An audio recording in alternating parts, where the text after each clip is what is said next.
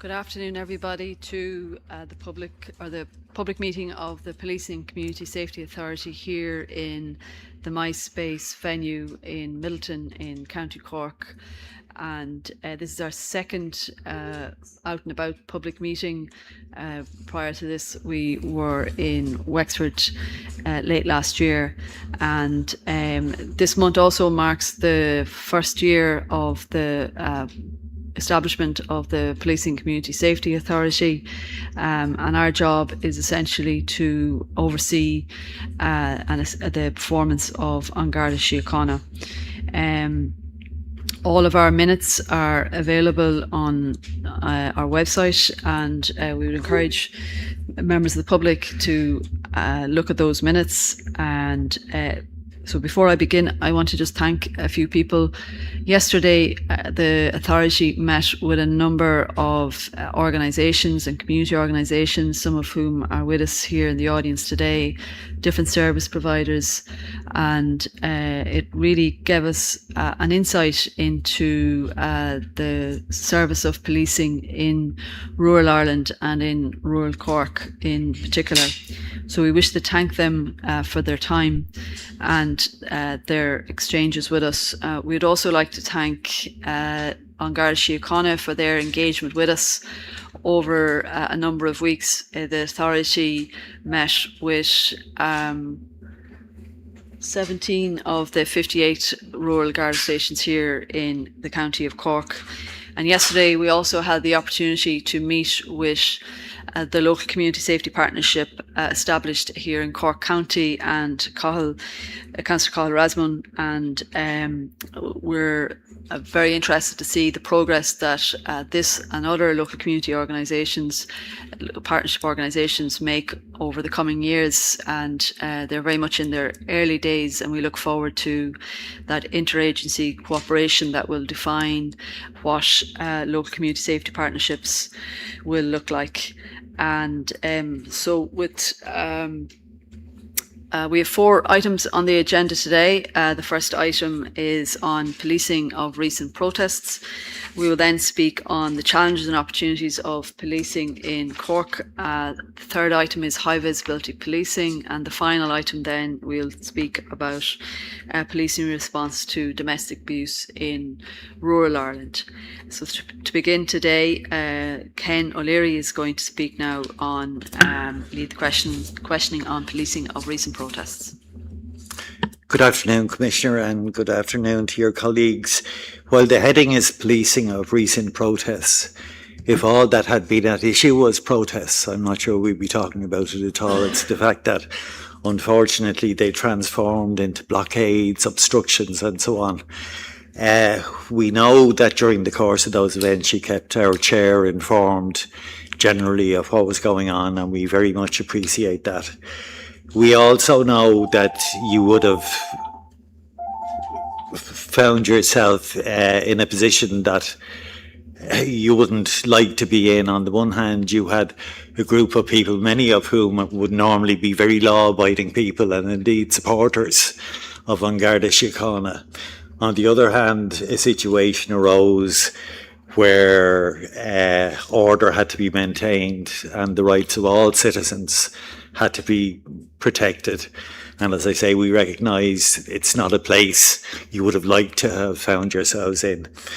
We recognise those challenges. We had a discussion earlier at the authority meeting this morning, and we agreed that we wanted, as a matter of public record, to commend yourself and An Garda Síochána for the very professional and effective manner in which you dealt with the situation that arose.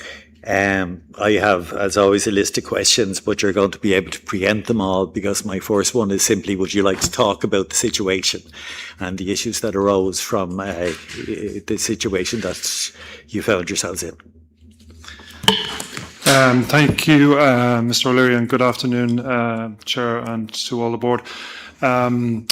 So to go straight into the fuel protests, as you rightly say, particularly challenging week for An Garda Síochána, and I certainly do appreciate your positive comments towards the organisation. And I would certainly like to use the opportunity in the public meeting here just to thank all the members of An Garda Síochána for all the work that they did over that period of time in some, as I said, some particularly challenging situations. So I'd like to just refer to something that you yourself just mentioned there around protest. So of course, in Ireland, the right to protest is very important. It is protected and enshrined in legislation, particularly the European Convention on Human Rights. And we have many protests here in Ireland every year on a whole variety of different subject matter areas. And generally, how protest works in Ireland is quite different. And I know I've spoken about this at previous authority meetings. It's quite different to how it happens in many other countries. So we certainly facilitate protest here in Ireland. We try to engage wherever we can with the organisers of protests, marches and demonstrations. And often this is the case, and we can come to an arrangement where protests can be facilitated and we can still maintain access to roadways and public spaces, etc. And even when we can't do that, we still police protests and demonstrations. And I think we do it in a way where we engage with people. However, when it comes to a point when there's significant disruption or critical infrastructure is involved, we often get to the point where we'll issue a warning on the Public Order Act. And even at that point, we will give people time to move. We will give them ample warning and ample time, and that usually resolves matters. However, again, as you've pointed out, this was a completely different situation to what we saw during the fuel, the week of the fuel protests. So what we had here weren't protests, they were actually blockades. That's what they turned into. So they turned into blockades of critical infrastructure. I'll just concentrate maybe on the latter end of that week, from the Friday maybe into Sunday. So we in An Garda Síochána, we moved into an enforcement phase from the Thursday really into the Friday, and then obviously into that weekend. On Friday, we started and finished quite a large operation down around Whitegate Oil Refinery, and we removed the blockade down there. And that resulted over Saturday and Sunday with fuel supplies being restored out of the refinery, and trucks were able to go in and out. And just while I mentioned that, of course, the effect of that refinery and some other locations being blockaded was beginning to have real effects around the country. And as we all know, there were petrol stations running short of actual fuel. Some of them had to close down. So our operation in Whitegate, in my view, was a successful operation. We made a small number of arrests. There was no one injured. We certainly did have to deploy pepper spray. People who were down there didn't heed the warning to move, and we had to do that. And we were able to successfully reopen and restore, as I said, deliveries out of the refinery. Then on Saturday night into Sunday, we had quite a significant operation on O'Connell Street in Dublin, and we moved in there and we restored order there in the main street of the city, of the capital of the country. And again, that was done without injury, and there was very few arrests in that. At the same time, Saturday into Sunday, there was significant blockage at Galway, and again we put in place a large operation to restore service there. That was particularly important because, again, as was widely reported, there was a fuel tanker trying to dock, and they certainly couldn't do it because of the amount of protests that were there. It wasn't safe for them to do it, so our operation again facilitated that. Of course, there were other ports and locations blocked, and there was also rolling protests. So there was a lot of different areas of the country that we had to respond to. So we took the decision to declare an exceptional event for 3 days, and that gave us the ability to bring in lots of extra Gardaí. And again, I just want to use the opportunity to thank the men and women of our organisation who came in, many of them off leave, off days off, missed family events, to respond to really that call that we put out. So again, with the rolling protests from the Friday, really the Saturday and the Sunday, we took a more robust enforcement approach towards those, and we had to make a number of arrests with some drivers who were blocking roads. And by Monday, most things had dissipated. There was calls for a number of other protests in that week following, which didn't materialise, but we were ready for those. So I think for me, obviously, we will look back on this from Garda Síochána, and we will see what lessons there are in it for us, and certainly there will be lessons in it. So I've appointed Assistant Commissioner Katrina Gunn, and Katrina has put together a team, and we've given her terms of reference in relation to a review. And this is a review into the full range, what we knew about it, how we dealt with it, our tactics, everything across that full week. So I certainly look forward to seeing the recommendations from that. And I've no doubt it will point out many elements of really good work that were done over that week. And like all these things, I'm sure there's areas that we can look at that we may be able to improve upon. And a second piece of work that I'm also started, we've got a very experienced Chief Superintendent looking at our current tactics. So right now, what we're actually doing. So this is a very short time piece of work just to improve some of our responses if we have another incident like this. One element that I certainly want to refer to before I finish is around the influence online, or attempted influence online, of some far-right agitators. And we certainly saw that not just in social media, but also in person. So there were certainly people from the far right that attempted to piggyback onto these blockades and attempted to connect it to anti-immigration issues. There was some instigators from abroad, outside the jurisdiction as well. So we certainly saw that. So obviously a matter for concern for us. The other big area of concern was around intimidation. So there was intimidation of drivers of fuel trucks. There was intimidation around military personnel who came to assist on Garda Síochána, and of course our own members were subject to absolutely appalling behaviour in some of the locations. So what we've done in response to that, we've set up an incident room, one in each region, and we've asked people to come forward to us if they have complaints to make about any of this behaviour, and we certainly intend to investigate these fully. And if there's any offences disclosed, we certainly intend to prosecute these as best we can to the full extent of the law.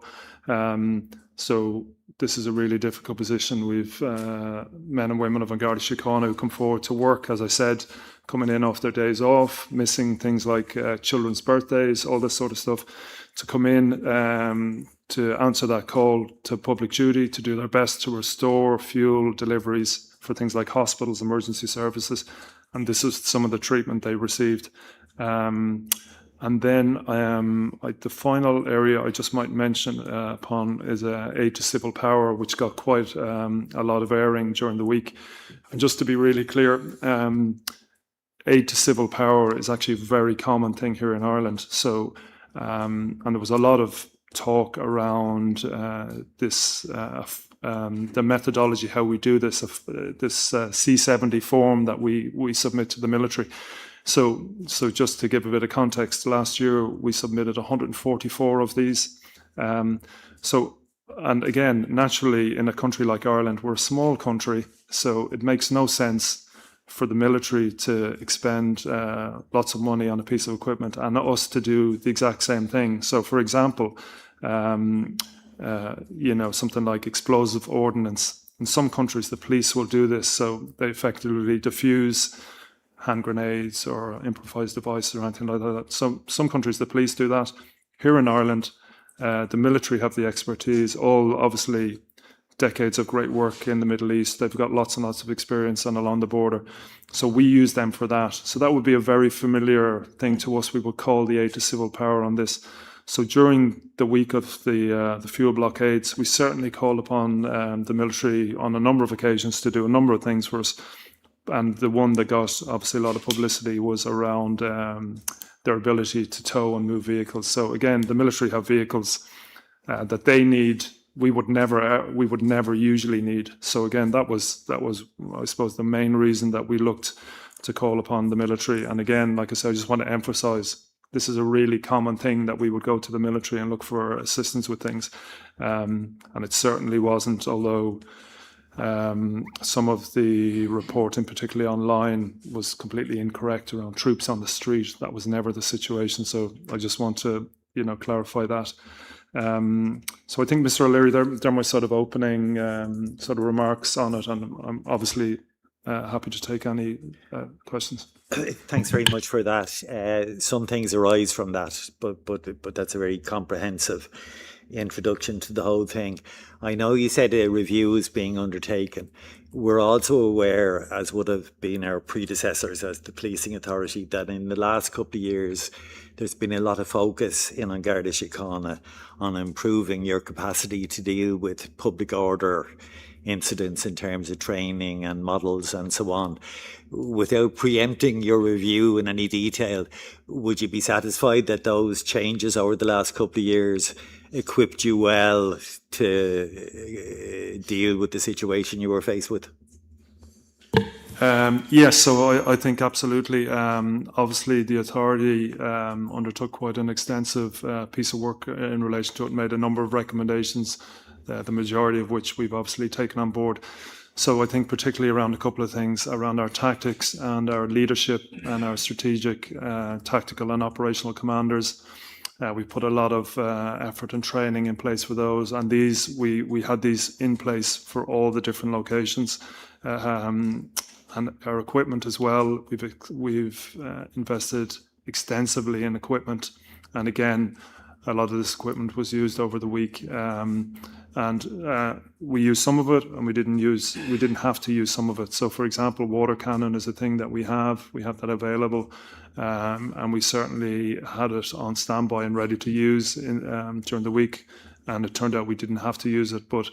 I think to answer your question, look, I'm quite satisfied around our tactics and our equipment that we have developed over the last number of years, and of course we have put a lot of effort in with the EU presidency coming up for the second half of the year. So I think a lot of our preparations around, again, equipment and training, they were all well underway for the EU presidency.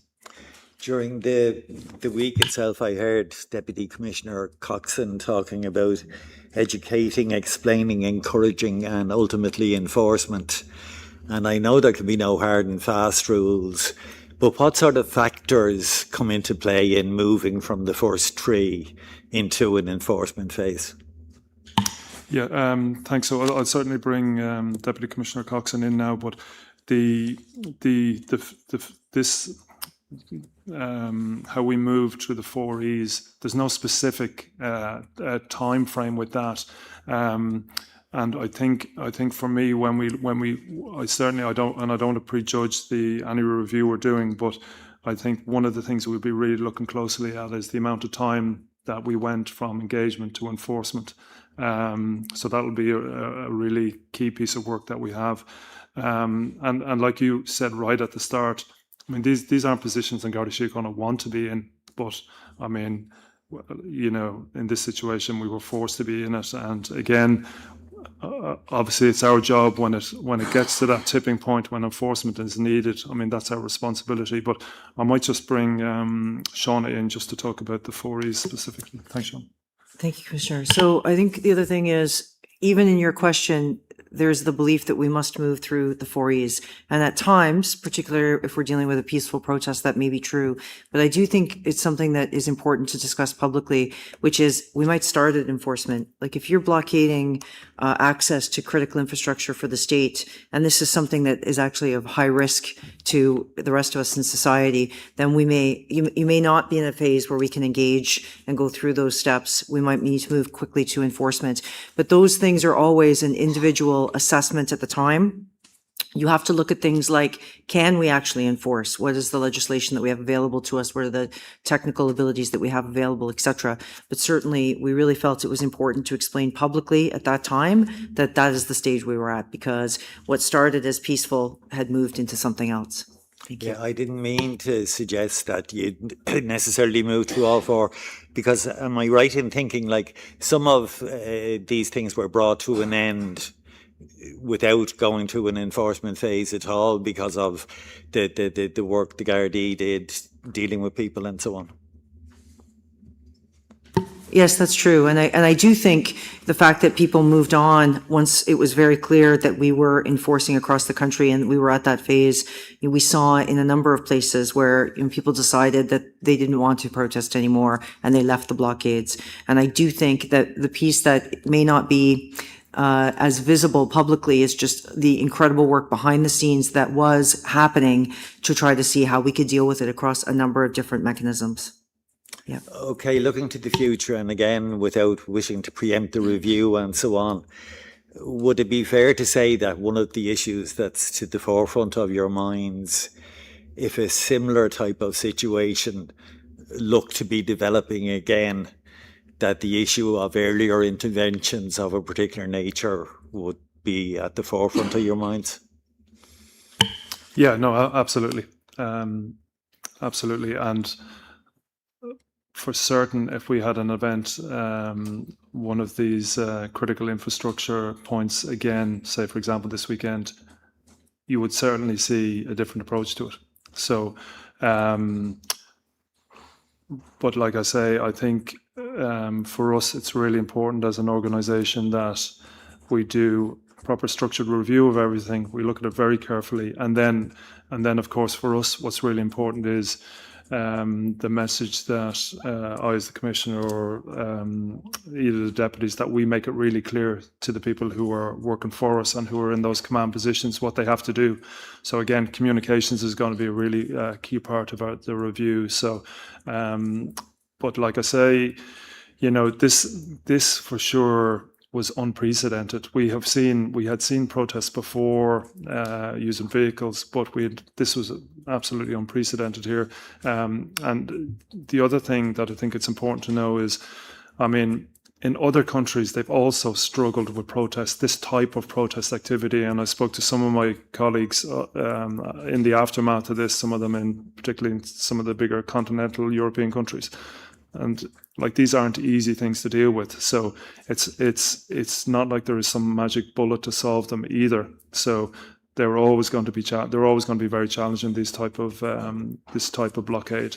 But I think you would certainly see a far different approach if, for example, we had one this weekend. I mean, without even waiting for a review, I mean, it goes without saying that we would certainly move quicker. That is, in my view as the Commissioner. Now, like I said, I don't want to prejudge any review. I need to see that. So. Okay, you dealt with aid to the civil power, but can I just clarify? I mean, I know well from my own background that it's a matter of routine in certain instances, but could I just clarify, to put it beyond doubt, there was no issue of the Guards asking the Army to help in confronting protesters? No, not at all. No. So I think we had 20 different requests to the military over the period for a whole variety of things. But I mean, the frontline policing, dealing with blockades, protests, all of that rolling stuff. I mean, that was always a matter from Garda Síochána. We always saw that as completely our remit. Any of the assistance that we saw from the military was always as that very technical and support. And that's the way it always is here in Ireland with the military. And like I just given another example, just maybe to help people have an idea. even if we're searching, for example, large tracts of land and we need to do that, the military often come in with us and help us to do that. So walk large tracts of land under. And the thing about when the military come in to help us in any of these situations, they're always with guards. So there's always guards with them. So they're there to help guards to assist us, and particularly for very technical things. So, for example, someone who's wanted for extradition, again, we'd go to the military, we'll look for their assistance, and they'll fly someone back from a foreign country for us if we need. So these are all the type of things that the military do. But it's always, I'd say, always very generally very technical things that the military would help us with, not that frontline policing. Okay, and the final thing I just wanted to ask about and say something about is the issue of intimidation. You raised, obviously, we've the deepest sympathy with your members and deplore the sort of behaviour you're talking about. I think I heard you publicly on the subject before, but in some cases there can be very serious penalties for this behaviour. And presumably the work you're going on with now is to identify these people, bring them to justice, and hopefully we'll see, I've no doubt, while the courts are independent, a very serious view will be taken of this sort of behaviour on the part of people. Yeah, no, absolutely, and you're right. Like some of the offences, particularly something like threats to kill, there's a serious penalty for that, and we have investigated and prosecuted people previously who have threatened persons in authority, actually even members of the media, politicians, members of Garda Síochána. So we've prosecuted people for this successfully, and people have got terms of imprisonment. And, the message that I certainly want to say, if you think you can do this anonymously, if you're committing an offence, we are certainly going to do everything we can to try and identify you and to prosecute you. And the thing about this is, the reality of this for members from Garda Síochána, we have people now who are actually, some people would say they want to think about leaving on Garda Síochána because of this. So this is the result of this. We have communities who are looking for more guards all the time. They want to see more guards. They want to see more visibility. And then in their own communities, they have people who think this is what they can do, this is the behaviour they can do, and the result of this is we've actually people who are thinking about leaving the guards to go to another career because of things like this level of intimidation. Okay, thanks very much to yourself and to Deputy for all of that. I don't know if my colleagues want to come in on this subject. I have a couple of quick questions, Commissioner, and then I know Joe Costello has a question and Mick Feehan wants to follow up on something with you. You referred to it there in regard to the review that Assistant Commissioner Gunn is doing. We look forward in due course to discussing that review with you. At the outset, are you satisfied about the communication to your members around the nature of an exceptional event? Thanks for the question. So, look, by its very nature, an exceptional event is a very unusual thing, and this is the first time we had ever done this. And I think to give people an indication of what we were doing, at one point we had about 1,600 people that we were moving around to different places around the country. And of course, we can't just turn the lights off with regular policing. We had to keep regular policing going and everything else going.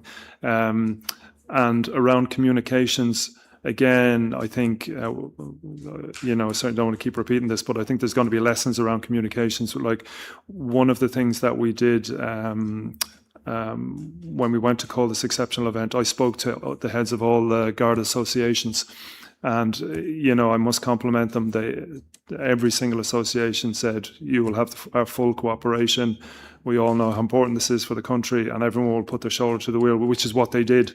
And I think to really answer your question, I think we probably had a little bit of inconsistency around how we deployed people, and some of the associations have obviously brought this to us. They mentioned it to us at their annual conference, GRA conference last week. So again, it's something we look at. And look, I'd be very honest about this. I would have been surprised if it was anything other than that, because it was very unusual. You can imagine pressurized situation, lots of challenges, lots of things going on at the same time. So, you know, I'm not overly surprised there was a bit of inconsistency. But again, I think we'll learn from this, and we'll iron out some of these little teething things that we had.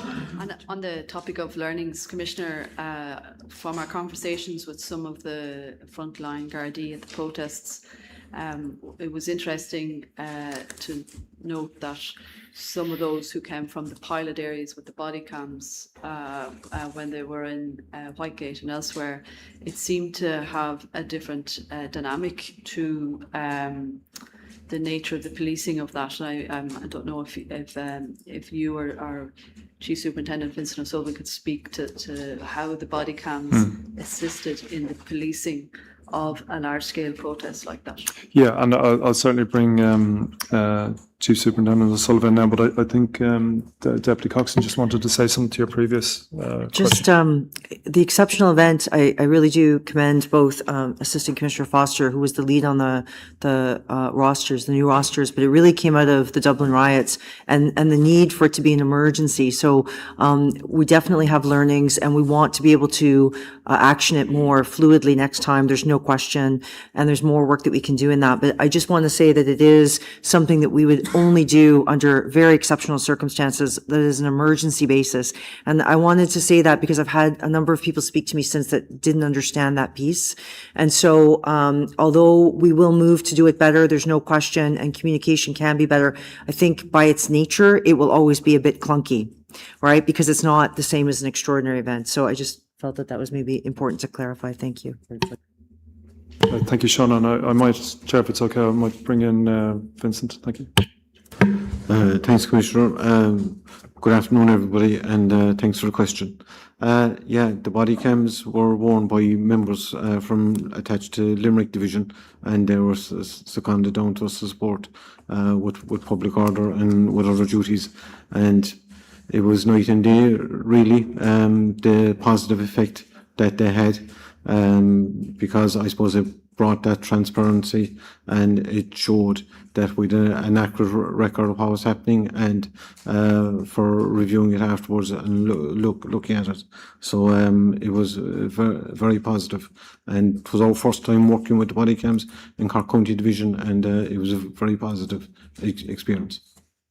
In terms of, did the nature of the engagement change when perhaps you had protesters with cameras in front of guards, and now suddenly they themselves were being videoed? Like, what did that dynamic mean? I suppose the dynamic was that we had some protesters with their phones out recording, and when they saw guards there with body cams, they started to put away their phones, and they moved away, and it caused them to disperse. So I suppose, which was a positive, obviously, from our side. So it definitely helped the situation. And my last question before I go to my colleagues, we had a very good engagement yesterday, Chief Superintendent O'Sullivan, and what was particularly striking was the emphasis your members placed on the preservation of relationships within the community. And I was just wondering if you could speak a little to that. Yeah, absolutely. Look, there was very decent people, very decent that we deal with on a regular and continuous basis that got involved in these protests, and there were people with very good integrity and very good intentions. But I suppose, unfortunately, other people with other motivations came into it, and it began to sway it. But I suppose we're very conscious in Cork County, to keep those relationships with our community, and to keep working forward with them as we've always done. So we were very grateful for their cooperation, albeit it did go on for a while, and we continued with our negotiation and we're talking. But the vast majority of people were very respectful to us and cooperative when I suppose when it did come to the crunch. Thank you very much, Chief Superintendent. I'm just going to bring in Mick Feehan, who has a question. Commissioner, you mentioned the intimidation of Gardaí on social media, and we understand from engagement with members of the Guards around the country who were at the protests that there were efforts made to identify where Guards are actually living, which is obviously a huge concern for guards themselves, but also their families, and can't be condoned. But are you satisfied that you have the tools, both legal and otherwise, to deal with this effectively? Thank you for the question. So, look, those issues you raised are absolutely correct, and not only members of Garda Síochána, but even members of the family, and trying to identify car numbers, home addresses, clubs people were involved in. So really, as I said earlier, appalling behaviour. And for us, I suppose, a lot of the things that are online about guards, they can be distasteful. They can be, really not nice stuff. But for us, it's where they cross the criminal threshold. So it's important for us.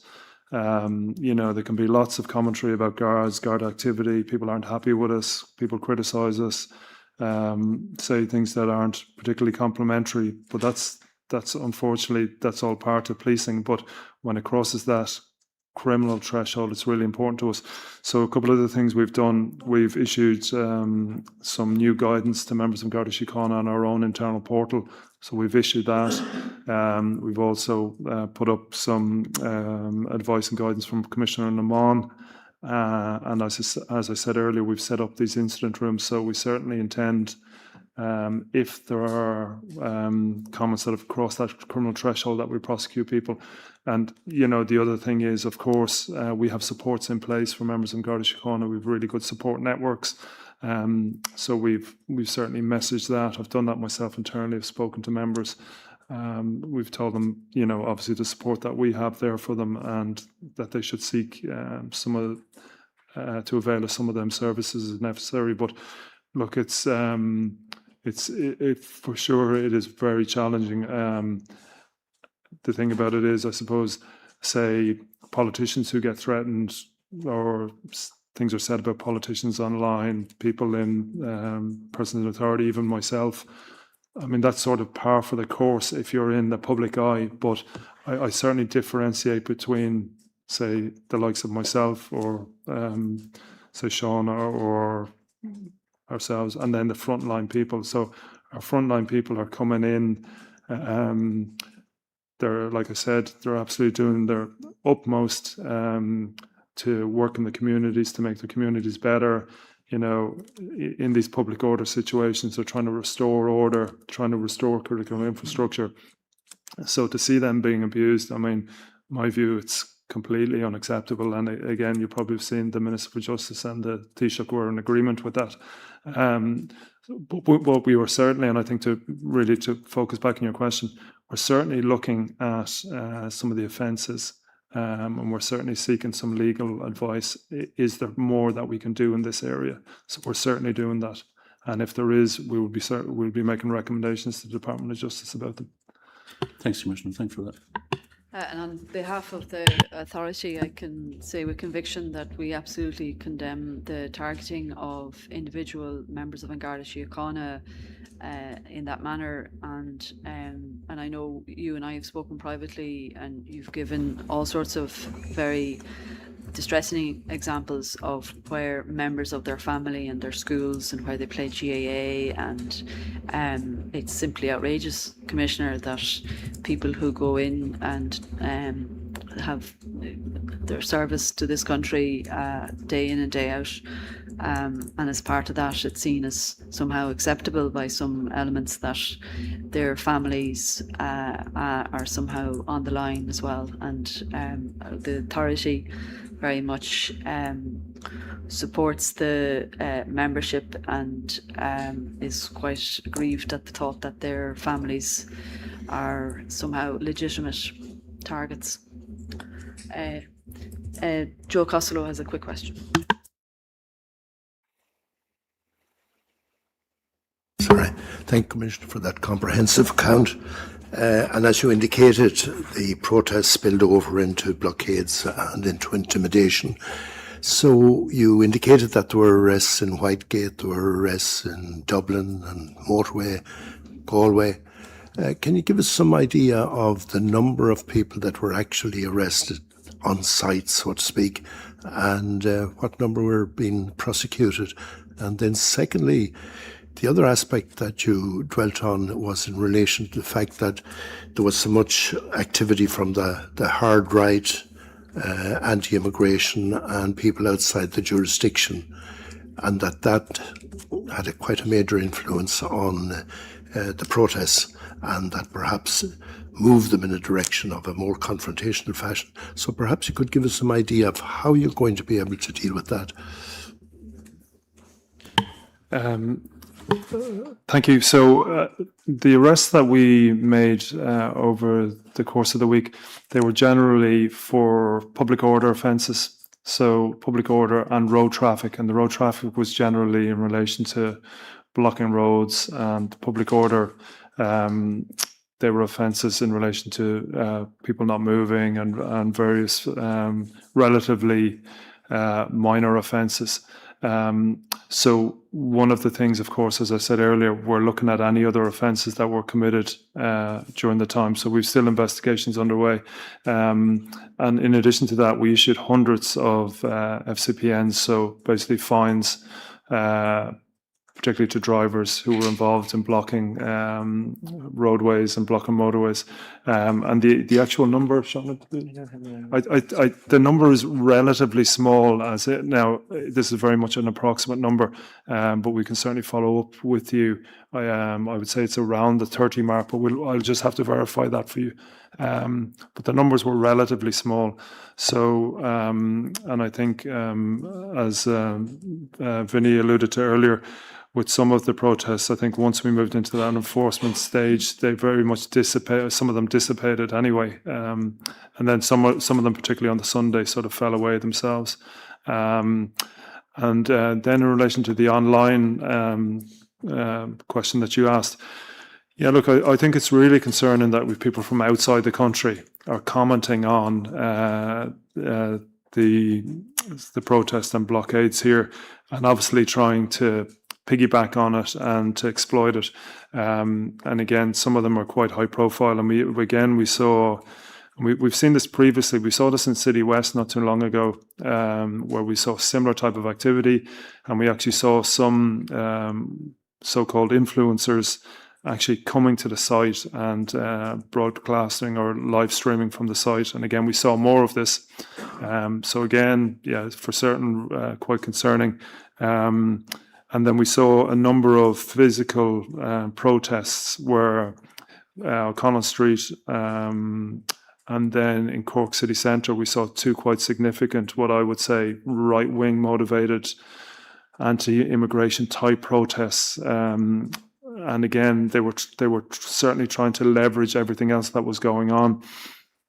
Now, how successfully they did that, I mean, we're still really examining all that, but like I would certainly say there was individuals amongst what I would call the blockaders, individuals there who certainly held what I would call, right-wing views. Were they the majority? Certainly not. But there were certainly some individuals there who did have that. And I'd also say, I think the people involved in blockades, they didn't interact really with the right-wing demonstrators that were there. So particularly O'Connell Street is a good example. There was people obviously there blockading O'Connell Street, large amount of vehicles in there, and then there was a protest which was I would describe anti-immigration / right-wing. They didn't interact. They didn't combine. They didn't come together. And in fact, there was a little bit of agitation between the two groups. So I think it's important. It's important to differentiate between what was going on. But again, we've seen this several times before here in Ireland, where groups, particularly on the far right, will try and exploit something else that's happened, a trigger event. So such as example as we saw in Dublin City Centre riots, what led to that, and then the City Centre or the City West disorder as well. So I hope that answers your question. Thank you very much, Commissioner. And now I'll turn to Nessa Lynch, who's going to talk on the challenges and opportunities of policing in Cork County. I might say that Nessa is from Cork, and she's very happy to be leading on this topic here today. She's our sole representative from Munster, and she keeps reminding us on the authority. Thanks very much, Elaine. Good afternoon, Commissioners. So in my role as the Cork person on the authority, a warm welcome to you and Deputy Coxswain to our county. So as Elaine said, I'll be talking about the challenges and opportunities of policing in the county. So we're drawing on the extensive work that our authority staff have been doing over many months, and they've consulted with various stakeholders across the region, and as well engagement with your own staff. So we had a very good and fruitful day yesterday talking to community representatives, and we had a great meeting with the Chief Super and his team. And if I may say so, we were reflecting this morning that it was a credit to the leadership culture that your people, felt very comfortable in speaking frankly and robustly. So that's a good credit to you. So I want to start with the delivery of policing service in remote and rural areas. And in this county, we have a huge geographic diversity. The Chief Super told us yesterday about is it 11% of the roading network of the... 1/6 of the national road network. A huge coastline, and a lot of this is policed by single-person Garda stations. So first question was, what are your expectations as the Commissioner for the delivery of service in that kind of environment? So remote, rural, perhaps one guard policing a large area. Thank you. So particularly where we are down here in Cork County, as you rightly say, there's particular challenges down here that we certainly don't see in the city. So, for example, down here, you're dealing with 7,000 square kilometres, as you rightly say, an extensive coastline. I think it's 1,300 kilometre coastline to deal with, and then the number of stations, so 58 stations. So I think for me, as the Commissioner, it's really important. We have put a lot of emphasis on some of the work we're doing around the cities and high visibility policing. I know that's another item on the agenda, but it's really important for me that we certainly do not forget about the rural areas, particularly isolated communities. So there's a couple of things that are very, very important to me as the Commissioner. So one is our community policing, that we keep in touch with the rural communities, that we do that. And the second thing, more, I think, on the slightly harder edge, is that we make sure people feel safe in their homes. And we certainly know from some of the work that we've done in things like Operation Thor, targeting particularly rural burglaries, that there are some people that don't feel safe. So it's really important for us to make sure that we're targeting the people involved in these types of crimes, we're arresting them, and we're taking them out of circulation. But I think the particular challenges of rural policing, and particularly in Cork County, I'm obviously delighted that Eileen Foster, the Assistant Commissioner for the area, is here with us this afternoon, and Chief Superintendent Vincent O'Sullivan. So what I might do is I might hand over to Eileen maybe to give you maybe some of her views on it, and obviously the particular granular here down in Cork County, Chief Superintendent O'Sullivan can certainly maybe give a bit of flavour to that. Thank you. Eileen. Good afternoon, everyone. Very thankful to be here in my own county. I'm a Cove woman myself, so I know the county fairly well. But I suppose really for us as police, it's to ensure everybody gets a consistency of service. And that is a challenge. Cork County, as the Commissioner has said, is a very big division, ably led by Chief Superintendent O'Sullivan. And of course, we have the mixture of city and county. And we also have universities in most, certainly in Cork, Limerick, Tralee. So they bring their own challenges for us.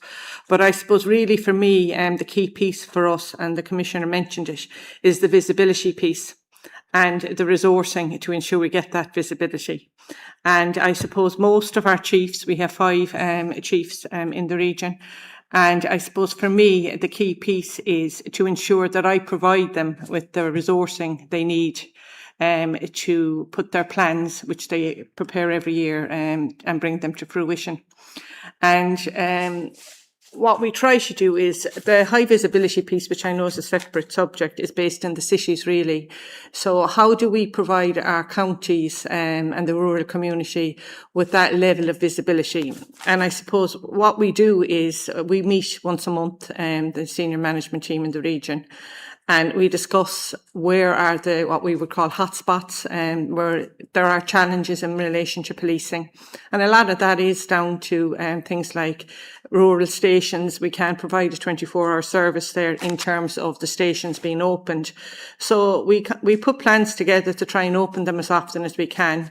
We're all given budgets as regional commissioners, so we try and stretch our budgets as far as we can. And what we do in the southern region is the chiefs come to me with areas that are particularly difficult for them, and they bring me an operational plan, and we cost it out, and we see are we capable of providing that plan to our communities. And policing is different in terms of rural Ireland because the communities that we service in those areas are probably more important to us than in the cities in terms of they give us a lot of intelligence, and they're the lifeblood of the organisation for us.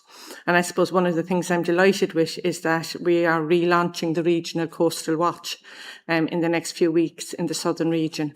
And that's not just about watching the coast, it's about getting out and engaging with our people and meeting them and being part of our communities.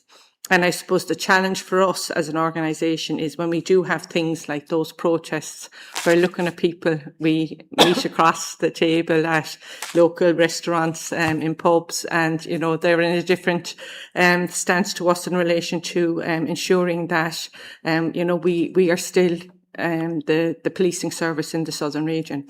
But I suppose from the perspective of where I see us going, I'd like to see us, as we have done in the past, more mobile patrols in the outer stations, the rural stations, but also where there's a particular issue within towns that our teams in each of the divisions recognise that, bring it to the table, we discuss it, and we put a plan in place to counteract the issue that's in any town. Because we all know one of our biggest challenges now, outside of 9 to 5, we are probably one of the only services that are 24/7. So people look to us for a wide range of assistance. And I accept as a policewoman that we have to respond to those services where there are gaps in services in other areas. But I suppose I'm just going to hand over to Vinnie O'Sullivan, who obviously runs Cork County, and he runs it very well, if I must say so myself. If you don't mind, just in the interest of time, I might focus the discussion a little bit because we're anxious to reflect some of the things that people have told us.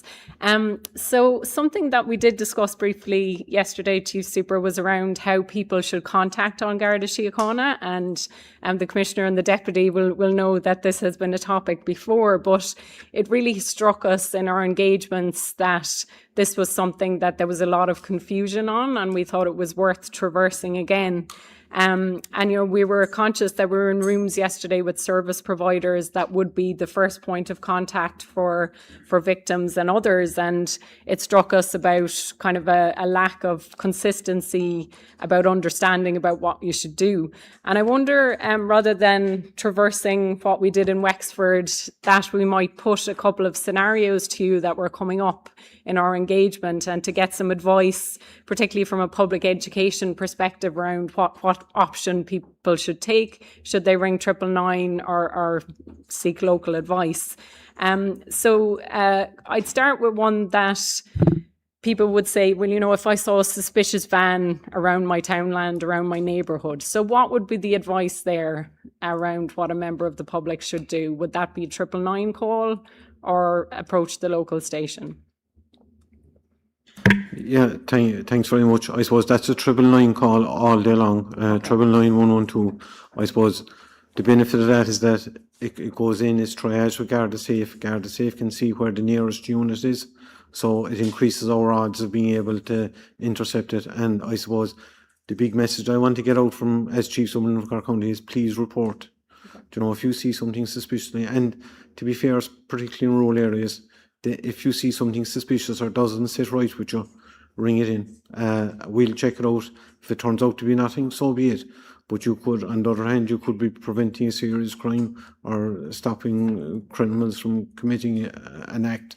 So please contact us and report it. Yeah, and so, because that was certainly some of the feedback that we got from our engagements, that people might feel that there was an inconsistency when they would ring the local Garda station. Sometimes they'd be a very good response. Sometimes you might feel as if there's no feedback.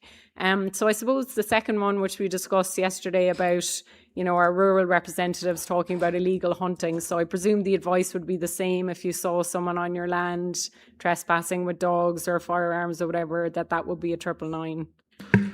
Absolutely. For the same reason, again, it just increases our odds of being able to get there on time and to be able to intercept them. And like our advice, particularly around illegal hunting, which is an issue in Cork County, is don't approach them. Get as much detail as you can, ring it in, and the nearest unit we have will try and interdict them and progress it that way. Yeah, that's really good, consistent advice. Thank you. So another thing, obviously, that came up was the issue of drug-related intimidation, which is obviously a prevalent concern around the country, sometimes with some really tragic consequence.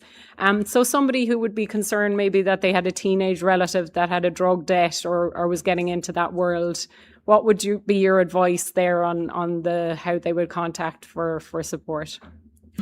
So I suppose, particularly in Cork County, we have launched an information card with a QR code that will bring you to a drug-related intimidation website, and we are issuing those cards out.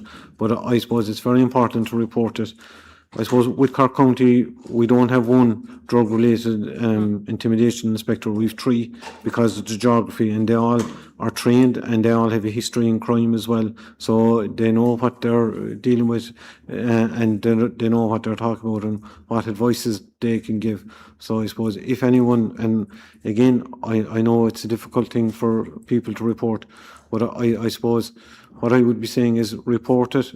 There are different ways we can use that information, we can use that intelligence, and I suppose, again, it can feed into our information-led policing that we can target certain individuals and come at it maybe a different way that will remain confidential. And sorry, Nessa, just to come in there, I was having a chat there with the Chief Super yesterday, and he gave me this card, and I know, Chief Super, you said that often when it's given to an individual that their mother or their father or someone will find it in their back pocket, and it's often the parent that will engage with those services. And the nature of drug intimidation, particularly in an isolated rural area, as we've spoken before, Commissioner, is that there's a lot of stigma attached, and sometimes having the privacy of looking at all the information in the card when you go home can be very beneficial. And I know you're going to be distributing them, but the DRIVE project is the drug-related intimidation and violence engagement. But if anyone is listening and needs information about the DRIVE programme, that the website is www.driveproject.ie. Thanks, Elaine. So I might move now to talking about the experiences of young people. So this is something obviously that we talk about a lot at the authority, but we've heard some quite specific experiences about young people in the region and those who would be supporting them about stop and searches. And of course, we're very clear that the search power, when used correctly, is as a proportionate response. It's very important in relation to young people that might be carrying knives or be involved in drugs. But obviously, it is very much an intrusion on the person, and where that's conducted in a public street, quite an impact on privacy.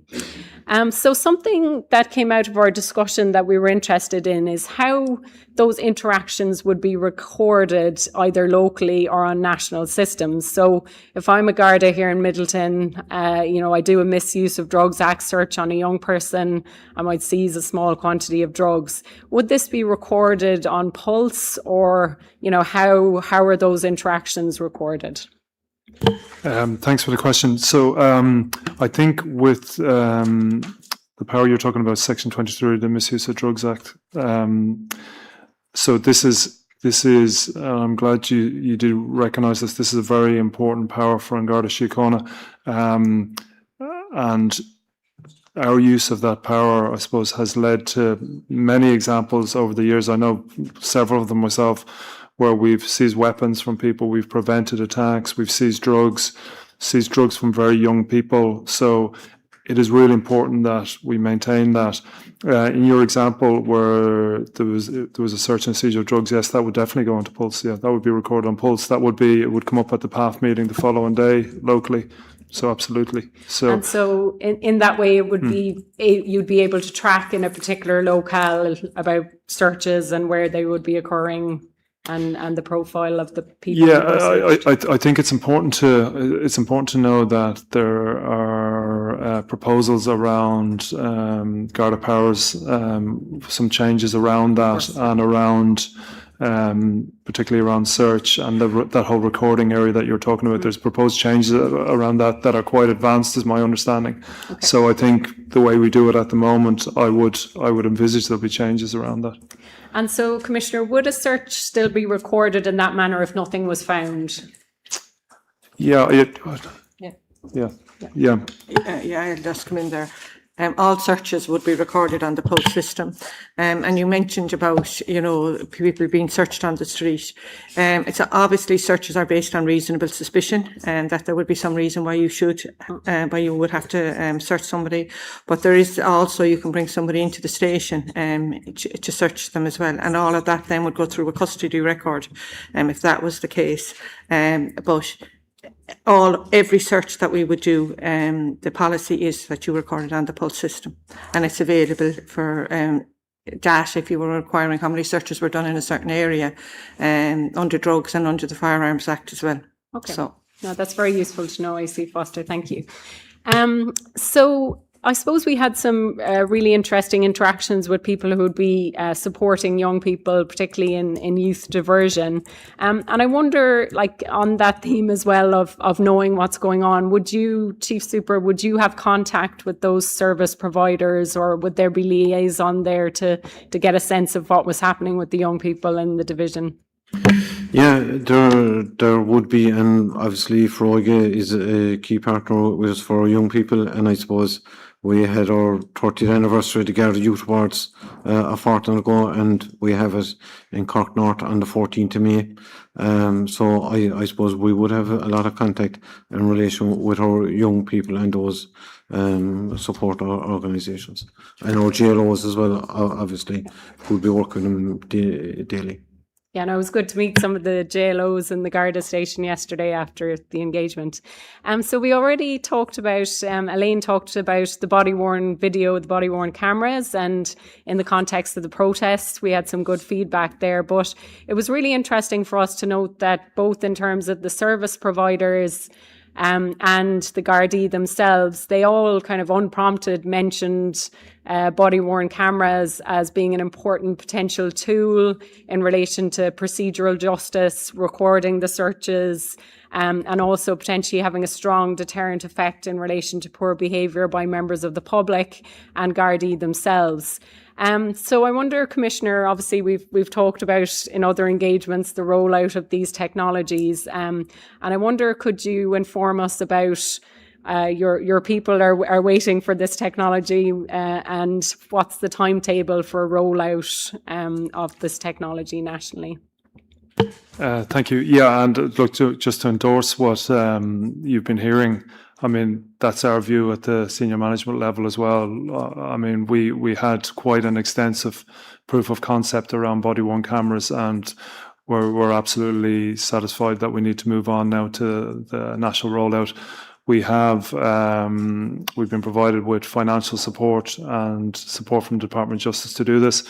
So the stage we're at now is around procurement. So we've moved to procurement. So obviously, a project like this is particularly large. It's a huge investment for the organisation, and I think it's important that people understand it's not just the camera that the guard is wearing. That's actually the most straightforward part of it. It's everything behind that. So, for example, our system is obviously the guard is out on the street and he uses a body worn camera for all those examples that you've spoken about.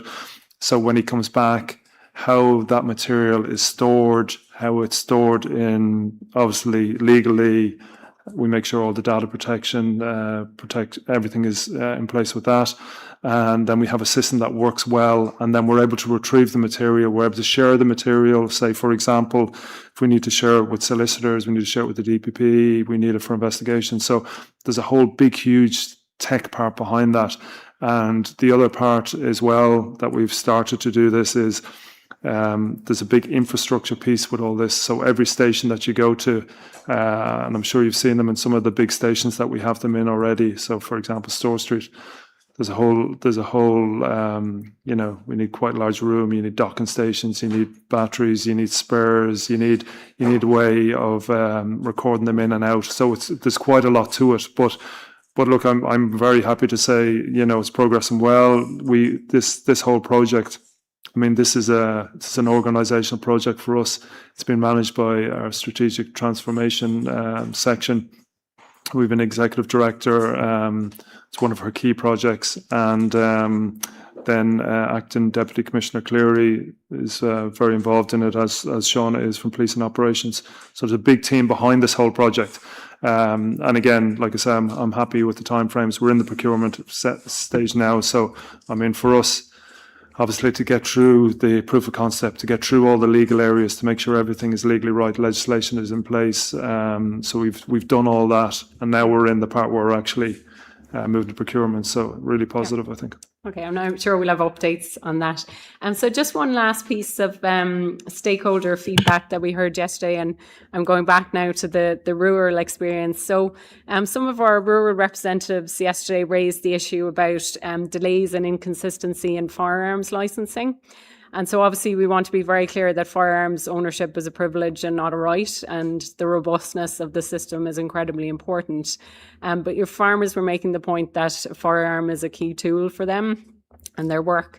And I wonder, could you speak to what might be impacting some of these delays or perhaps inconsistencies, and what might be done about it?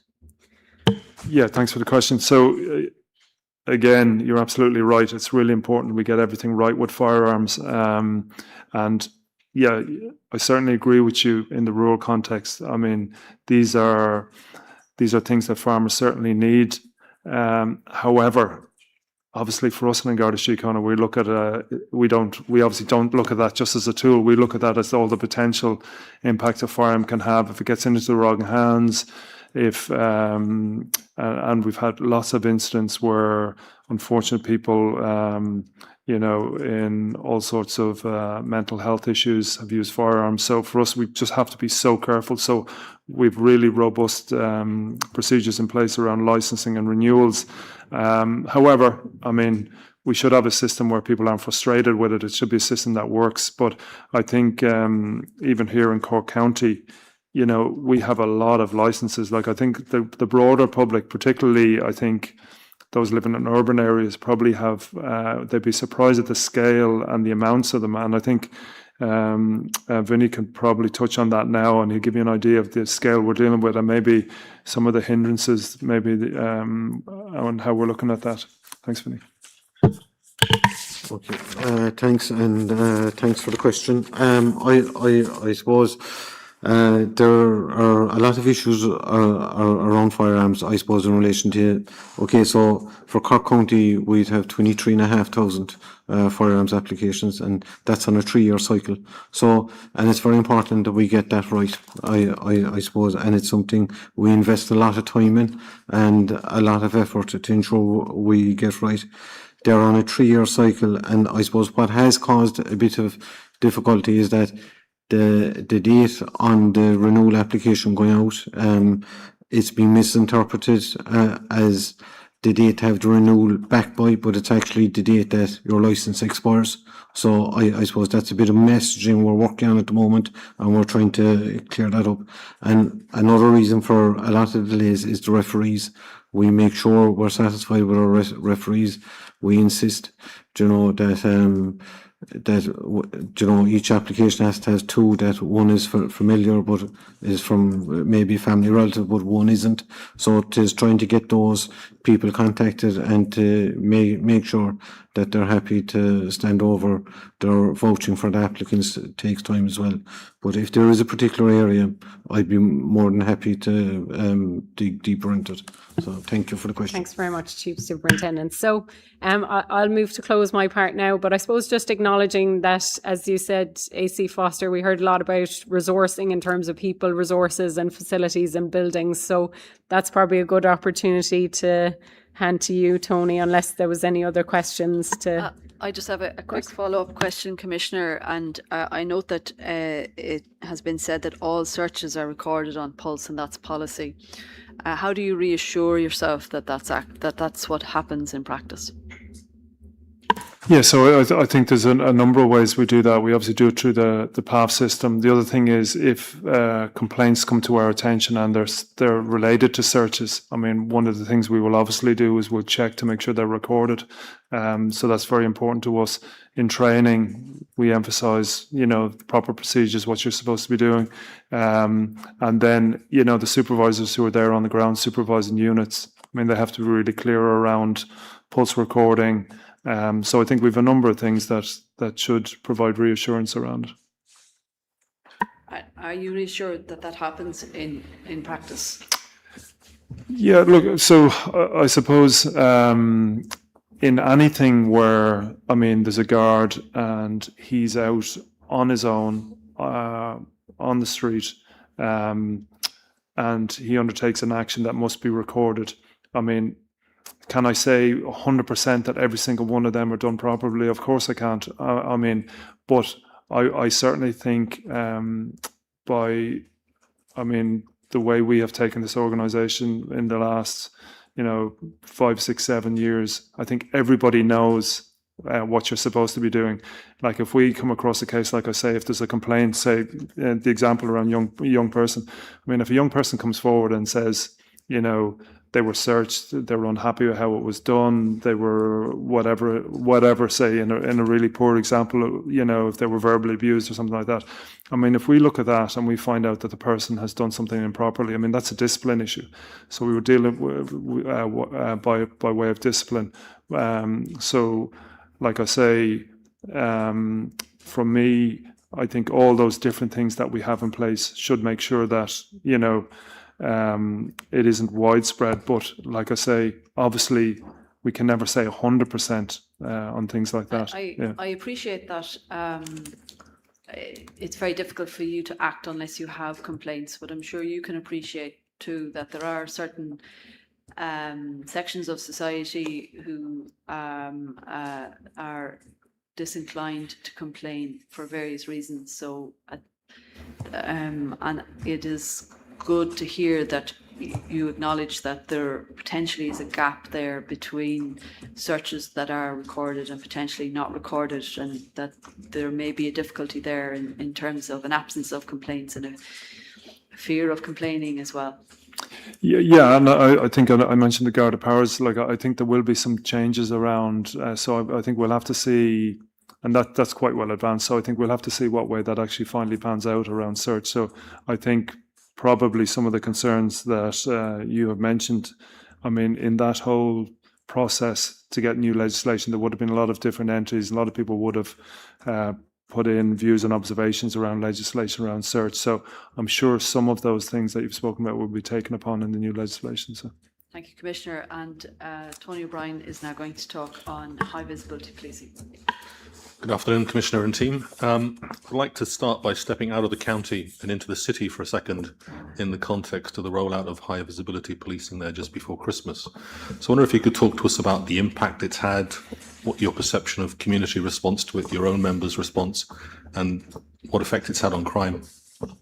Good afternoon, Mr. O'Brien. So maybe if you don't mind, Chair, just before I get into that, just to return to a question Mr. Costello had just around the prosecutions around the fuel protests, and I said around 30. It's actually, the number we have is 47. So that's summonses and charges, and fines 166. Now, those numbers subject to change. Some of them are still coming in, so we're still assessing them, but that, I think that gives you an indication of the numbers. So the charges and summonses, or the charges and summonses, are probably the ones you were really getting at, I think. So that's around 47. To get back to your question, Mr. O'Brien, so high visibility policing, as you know, we started that off in Dublin. We started off in North Inner City, South Inner City. We've moved now to Cork.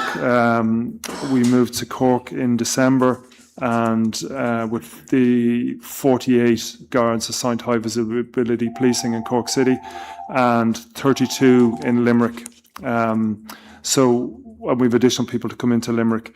So I think I would certainly characterise the high visibility beat policing as being really successful so far. So the feedback that we have got from the people who use Cork City Centre and Limerick, and obviously the Dublin ones, like the Dublin ones, we've 6 divisions in Dublin. We've rolled it out in 4 of the divisions. And I think there is consistency around Dublin, Limerick, Cork, and now Limerick. I think people using the city centre areas for work, for pleasure, socialising, travelling through. I mean, we're getting really, really positive feedback about it, especially from the business communities. I was only late last year. I was down at the Cork Chamber of Commerce. I was accompanied by the Chief Superintendent from Cork City, Colm Noonan, who's here with us this afternoon, and we got so much feedback from the business community there, and from some of the bodies involved in business in Cork City. So again, I think a lot of this is around reassurance for people, and as I've said on many occasions, Ireland is a very safe country, very safe country. Our crime rates across the board are generally going in the right direction. However, there are still people who don't feel safe, particularly in some of our city centres. So it's really important that we increase visibility, because we know when people see more guards, more uniformed guards, they feel safer. So again, we're going to continue to roll this out.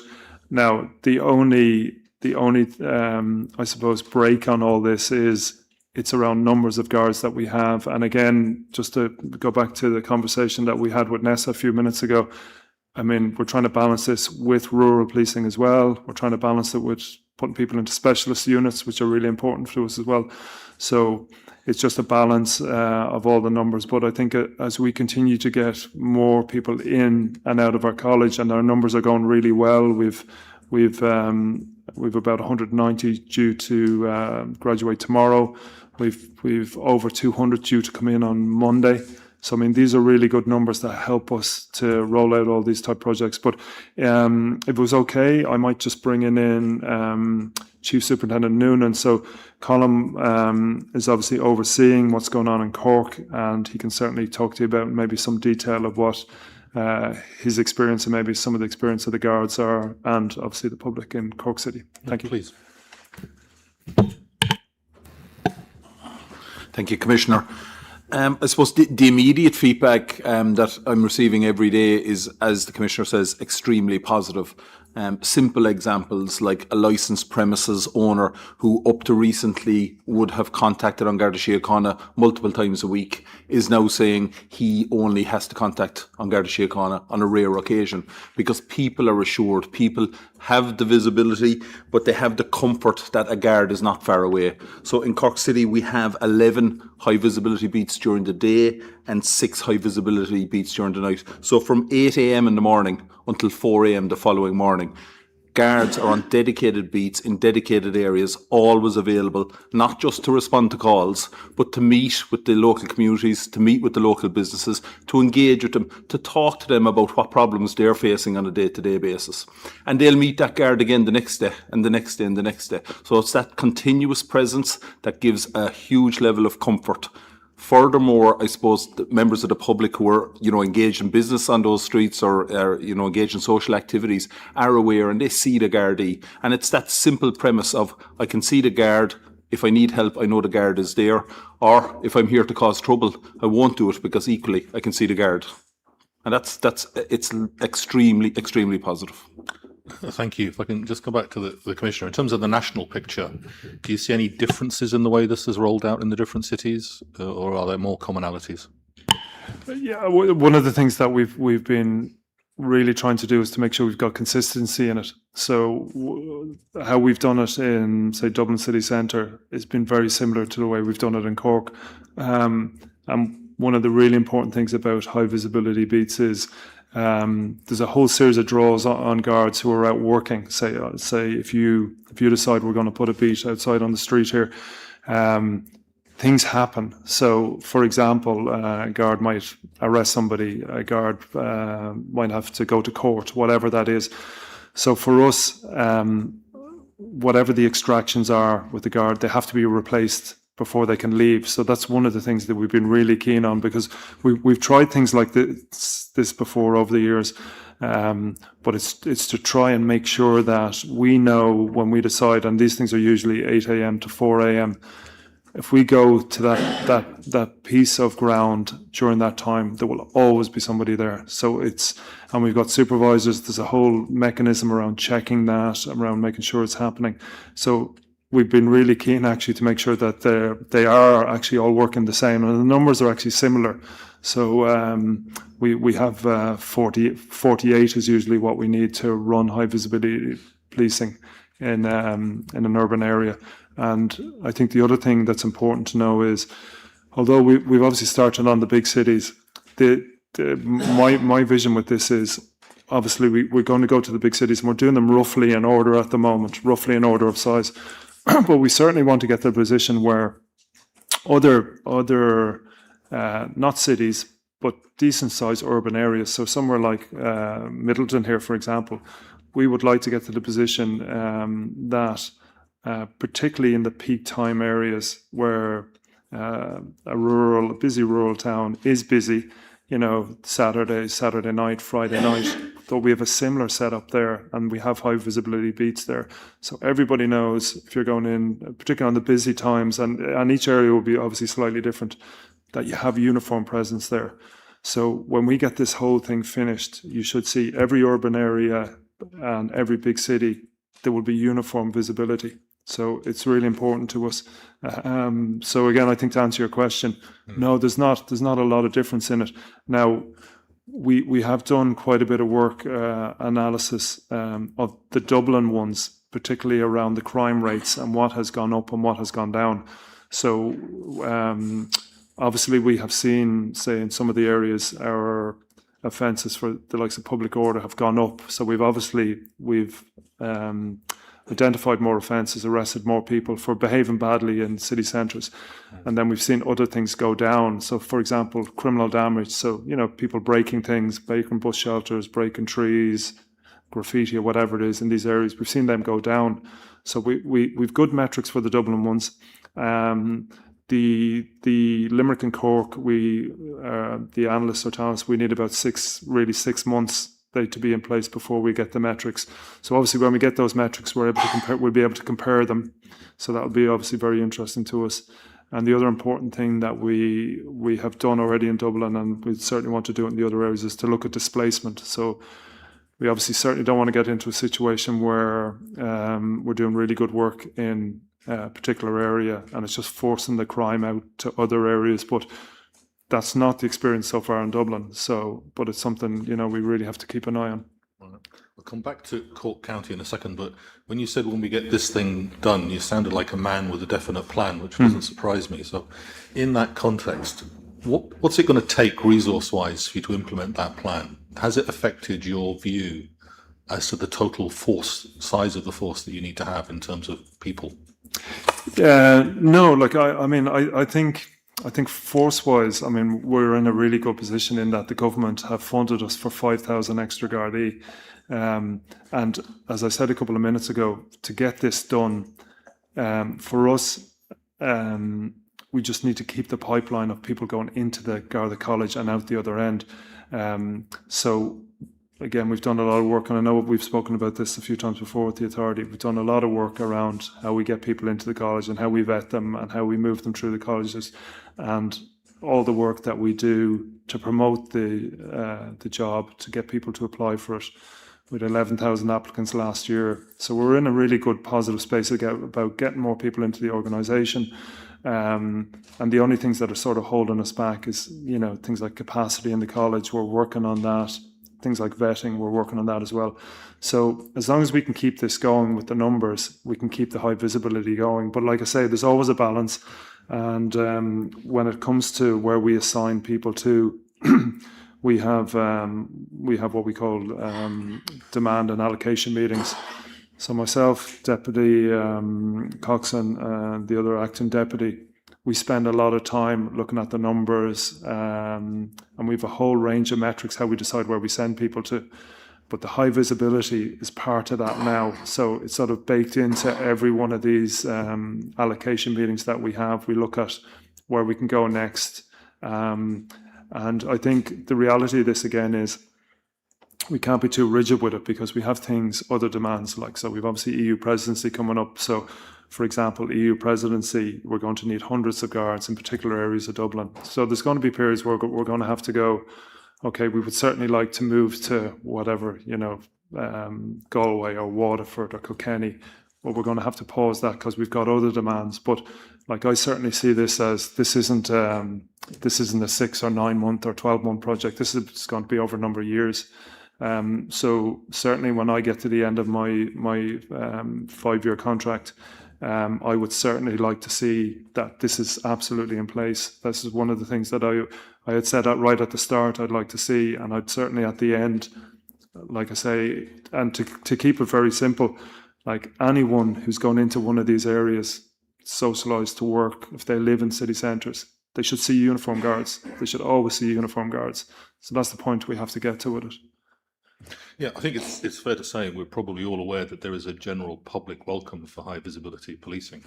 But as you make that journey, obviously you're faced with difficult choices along the way. So if we take this county as a microcosm of that, so heavy investment in the city to achieve what you're achieving there, presumably leaves you less scope to invest in the more rural part of the county.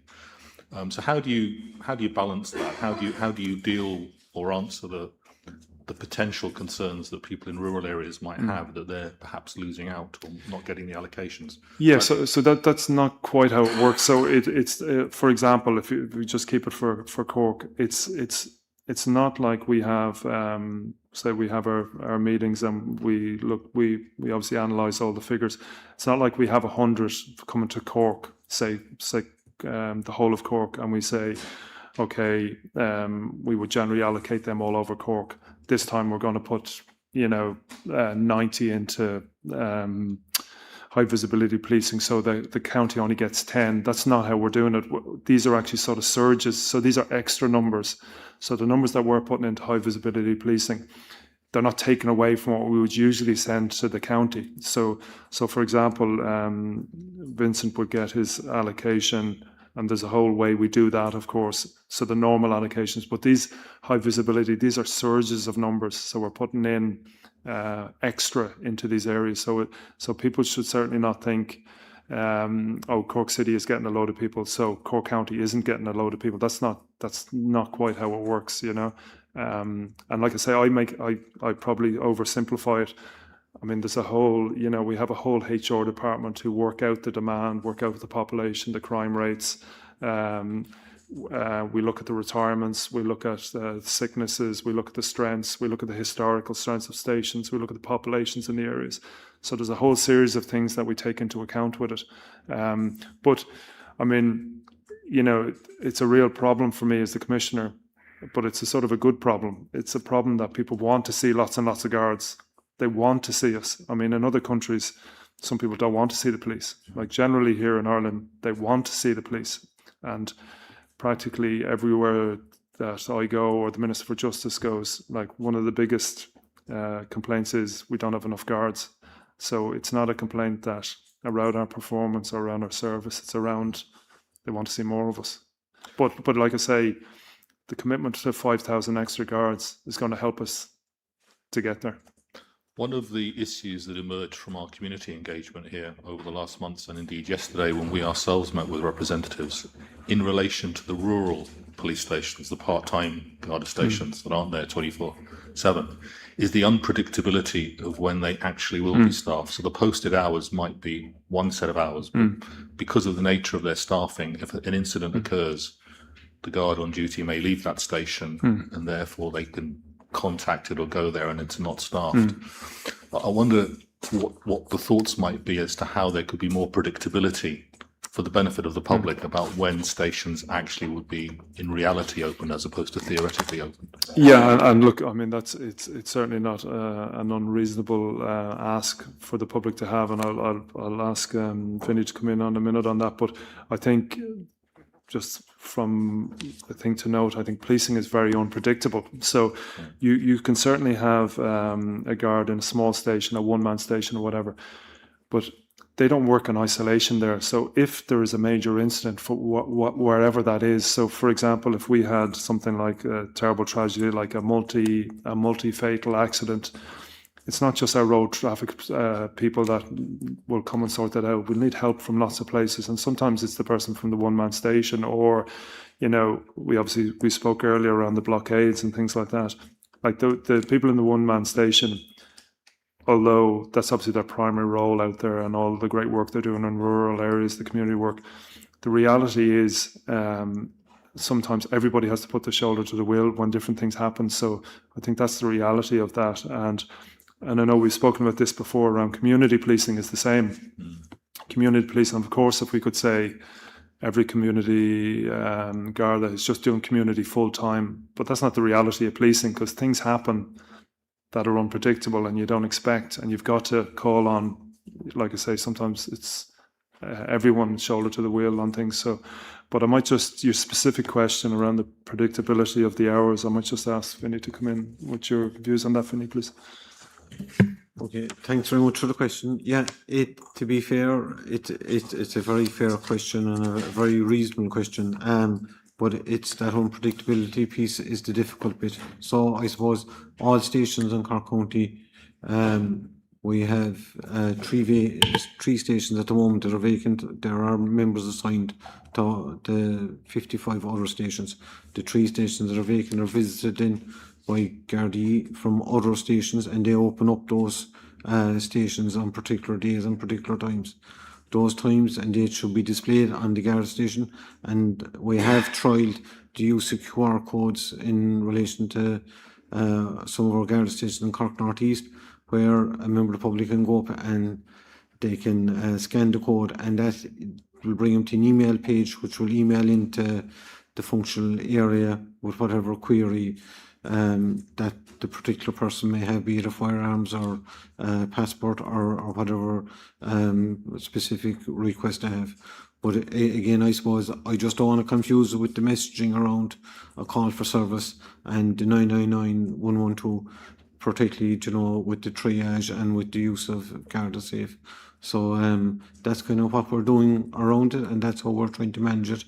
But if there's any particular area, by all means, I'm more than happy to look into it and follow it up.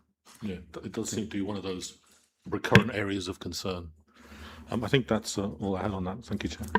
Thanks very much, Tony. I'm now going to turn to Emma Reedy, who's going to talk on policing response to domestic abuse in rural Ireland, and this is our last item today. Good afternoon, Commissioner and your colleagues.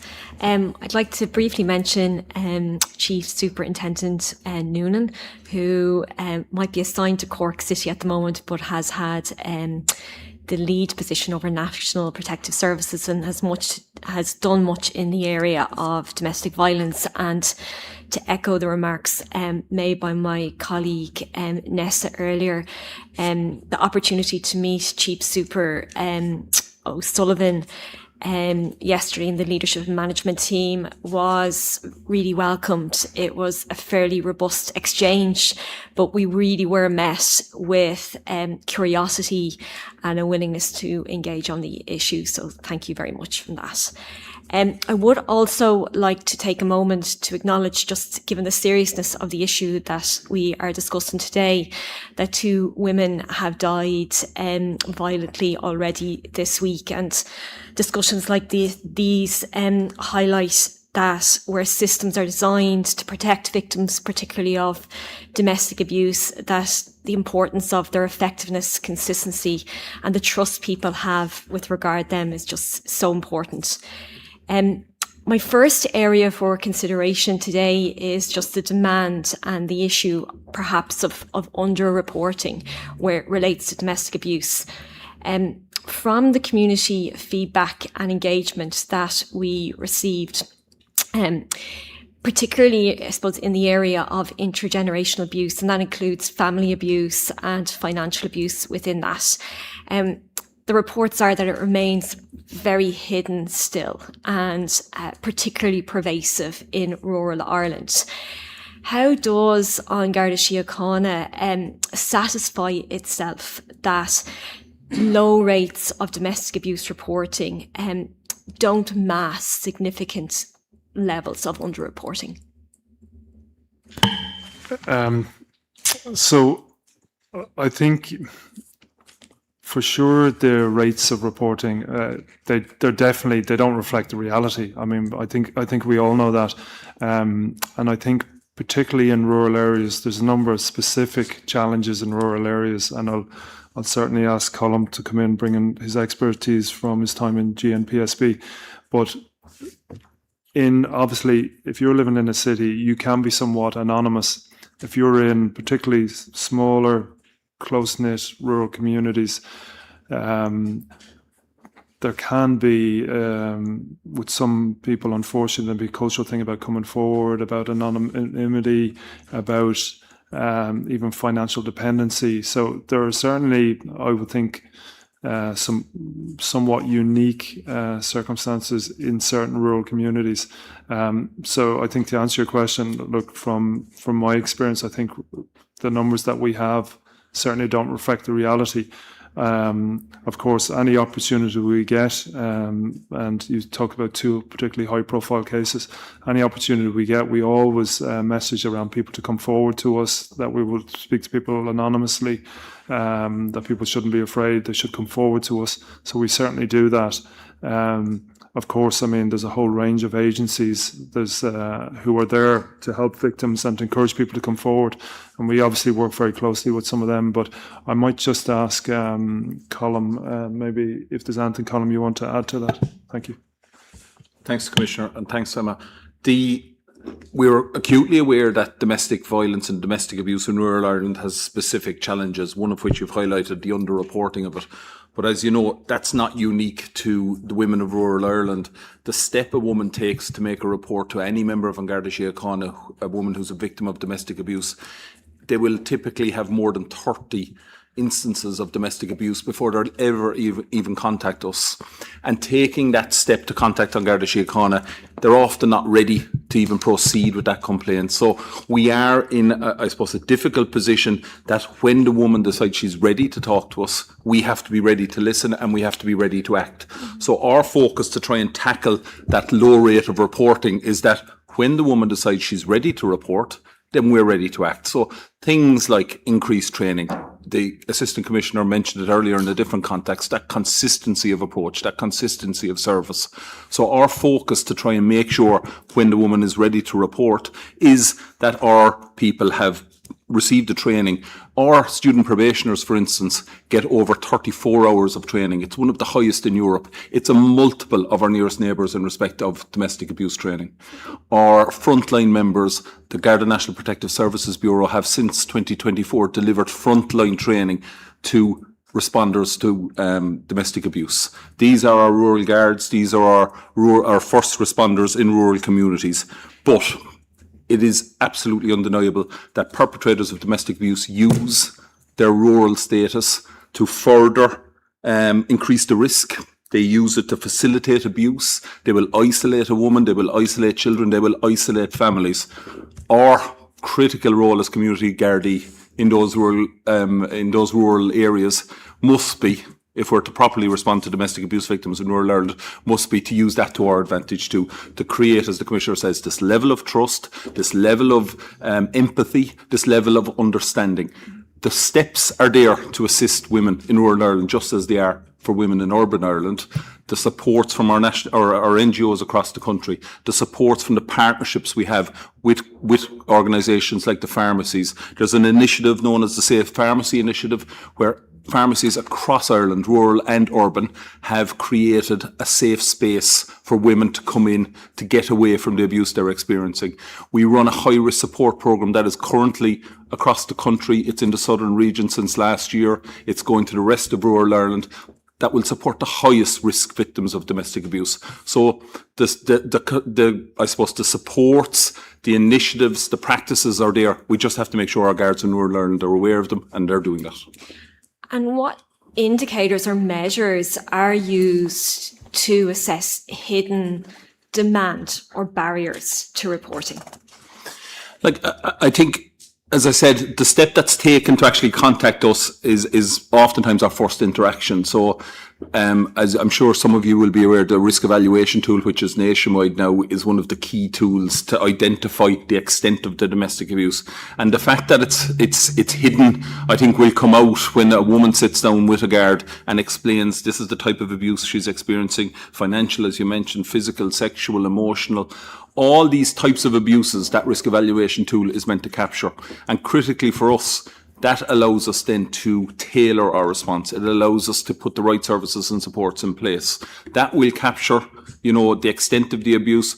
Will it capture the ones that the woman never contacts? Clearly not. We have to be contacted. We have to be engaging with women. We have to be engaging with families. But I think, things like the introduction of a brand new Garda domestic abuse policy at the start of last year, things like the Go Purple Day, which is in May of this year, all of these are about raising awareness to say, here we are. The Guard in West Cork, the Guard in North Cork, where I'm from, the Guard in Cork City, has the same training, the same expertise, and they're here and they're ready to listen. I might come to the risk evaluation tool just briefly, because concerns have been raised regarding the low completion rates of the tool in certain divisions, including Cork County. What assurance is there that where it relates to risk, but particularly cumulative risk and escalating risk, that there is something relating to how that's properly identified and managed over time? Yeah, thanks. So I share your concerns around the risk evaluation tool. I mean, we spent a lot of time, as you know, and we've spoken about this at the authority a good few times. So this is a really important tool for us to protect women. So it is certainly of concern to me around low reporting rates. So one of the things that we can obviously do is around making it mandatory as opposed to leaving a discretionary element in it. And I know for sure in some of the areas where we've had low rates, they've moved to that. So here in Cork County now, it's mandatory that it's completed. So I've already asked some of our teams working in GMPSB to look at this and look at the rates and see what we're doing nationally. Because as I say, again, we've gone through all this. We started with paper-based. We've moved on to the mobility device. It's really important, and we have a number of examples of how it's been effective. So we have to make sure we're using it. So look, there's a piece of work in that for us now, but certainly share your concerns. And I think just if you don't mind, just to go back to your previous question, I mean, to get an indication, of this really hidden picture. I think, as Colm said, look, our job in law enforcement and policing is, okay, for sure to raise awareness, but my priority is to make sure that the people that we have who are responding are doing a really good job, doing what they're supposed to be doing. I mean, there's a whole agency there, CUAN, are in place now around domestic violence.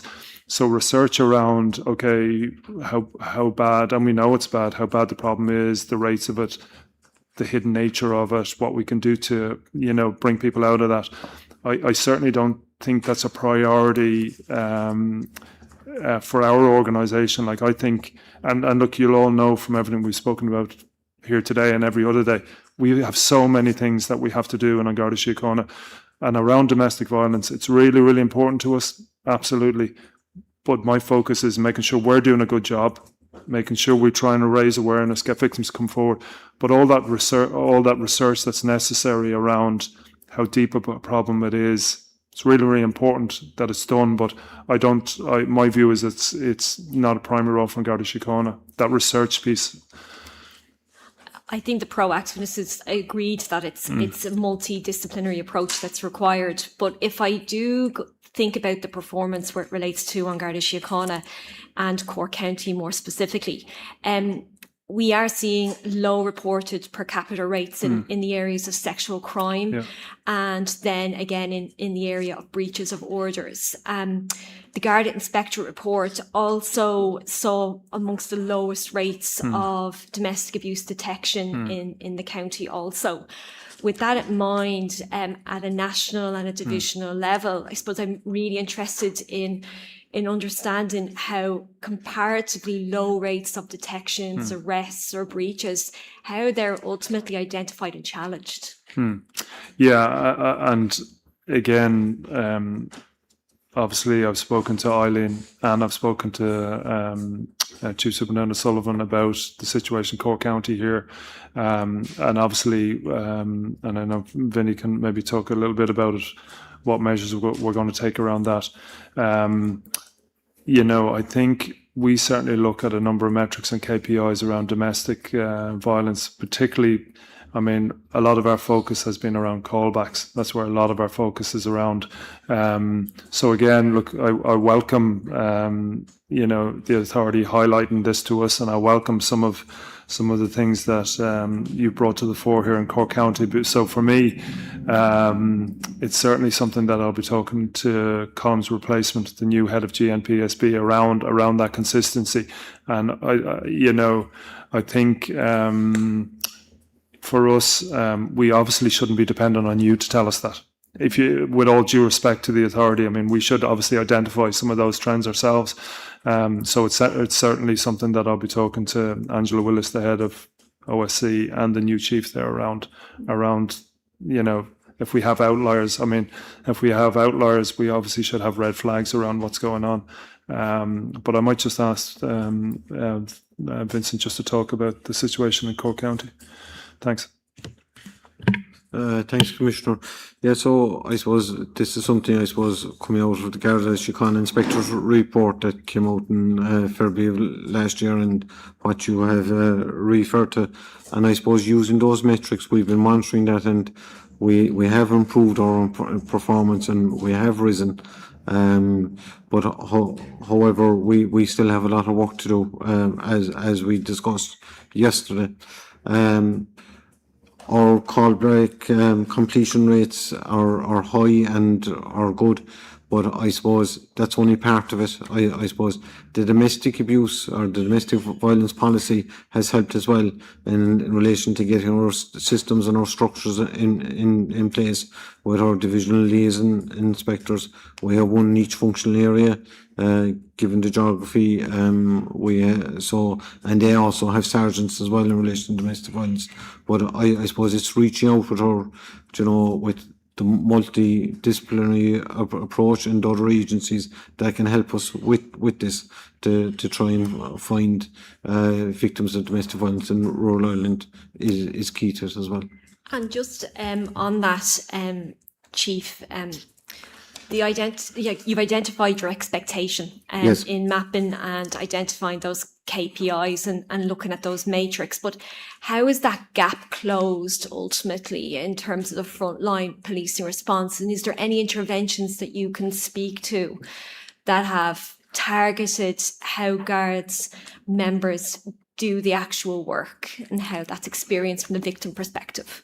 Yeah, well, I know from my own interaction with some of the agencies that there are good cases that we need to champion and we need to showcase, I suppose, to give confidence to other victims to come forward and to show that there is a solution to this and there is the proper supports there. I suppose, but it's getting that consistency of service across the division is a challenge as well, and just trying to do that in a structured and a supportive way is key. I suppose obviously as well with all the other support agencies that are there with us. I wonder if it's okay, I might bring the Deputy Commissioner in. I think she's some comments she wants to add. Thank you. Just a few things briefly, and I really thank you for starting this discussion around the fact that we've had 2 victims very recently. In looking at cases, because we do examine cases where this has occurred to try to identify what did we miss, right? Because obviously it's just the worst possible outcome. And what we have found, certainly in rural communities, is that it's very difficult at times for victims to feel supported in coming forward because of the stigma, the fear, the fact that so many people know them in community. The course of control aspects are different. And I would just say a couple of things. You know, we do have new legislation around harassment, stalking, coercive control, so we have new powers that we may not have had a few years ago. But what I think is also important, just as we're reflecting on what this is like, we've seen in some of these recent cases that victims may be more likely to go to an agency that's outside of Garda Síochána, a local agency looking for help, which is why I think the pharmacy program that Chief Superintendent Noonan mentioned is really powerful. But I would also just say that, you know, families, friends, they're seeing things, right? And then everybody is making a collective decision not to report. And I'm not here to judge that. Every situation is different, and we know that these are very difficult circumstances. But I do want to take the opportunity to say today that we would welcome people reporting in whatever way that they feel comfortable, whether that's to Garda Síochána, because of course we want to help, we want to support, but also whether it's to another agency, a local community group, a pharmacist, to really reach out. And that family and friends also really, they play such an important role when people are coming forward to them and they need help and support, that it's important to come together and to look for outlets in which this can be reported. Because certainly, as we've seen recently, you know, I don't think people understand how things can escalate so quickly, and then there's no turning back. So I just really wanted to say that. Thank you very much. Thanks, Deputy. That's very encouraging. I suppose what came through from the community feedback and our engagement with service providers is that, you know, that idea of visible, front-facing engagement is critical to building trust. And particularly, I suppose, where it came to older people and people in rural Ireland. And I suppose that idea of Garda Síochána and measuring accessibility, do you have any, I suppose, key thoughts in relation to that idea of first touch and what that looks like with a rural community in mind? Yeah, thanks. So I think there's a whole series of things that we need to do around first contact. And I think particularly around domestic violence, it's really important that we get the message all through our organisation right from the top. And I was fortunate enough, it was last week, I met some of the leaders in Safe Ireland, and one of the things that I was quite interested they certainly mentioned was, I think, the tone that even I as Commissioner set from the start of my tenure. And I think it's really important, you know, at any opportunity when I speak to any of the leaders, particularly the upcoming people, supervisors, inspectors, that we try and convey some of the things that we talk about, even at these type of meetings, we try and convey that message to them. So we're certainly trying to get everyone on message around domestic violence, so everybody has a really clear understanding around it. And like one of the most disappointing things for me, and I know everyone on the table here would agree with me, when we hear people performing poorly around this, of all the crime areas, actually, it's one that probably disappoints us the most, because as Colm said, I mean, someone who, it's their 30th thing has happened to them. These terrible, horrendous things have happened to them. They've the courage to come forward, and then they get a poor response from a guard. So you know, like I say, for us in leadership in Garda Síochána, it's really important everyone understands how important this is. Again, just some reality. We have 64,000 calls a year for this. So for us to get consistency, to get really good service in this, it is a challenge. But I mean, we have to keep going. Like this is for me, and I think, look, previously, Commissioner Harris did a lot of work around this as well. We're certainly not anywhere near, I would say, the end point with this. We're certainly not, and I would never say we're in a really strong position. Now, I would say we've done a lot of work in the last few years, and particularly thanks Shauna and Colm Noonan, who's here today. We've done a lot of work, and we're going in the right direction. But then, fortunately, then we see step back sometimes. So look, we're talking about risk evaluation, the great work we've done, and now we see maybe some weaknesses. So I think it's just going to be, we just have to keep constantly working on this. And I think that came through in the feedback, Commissioner, insofar as feedback was generally very positive in relation to the specialist units like the DPSU and what they offer to victims. Yeah. But where I think about First Touch and the reports around someone going into their local station, the window, the hatch, that idea of trying to report an incident, trying to ask for a statement to be taken, trying to report a breach. What was picked up and what I certainly took away in my own right as a service provider, that position to try and get someone mobilised into a Garda station when they're met with a tone or an attitude that reflects, I suppose, in essence, a really poor or bad quality response. I wonder from An Garda Síochána's perspective where it relates to monitoring that variability in members' understanding and approach to coercive control and all forms of domestic abuse for that matter.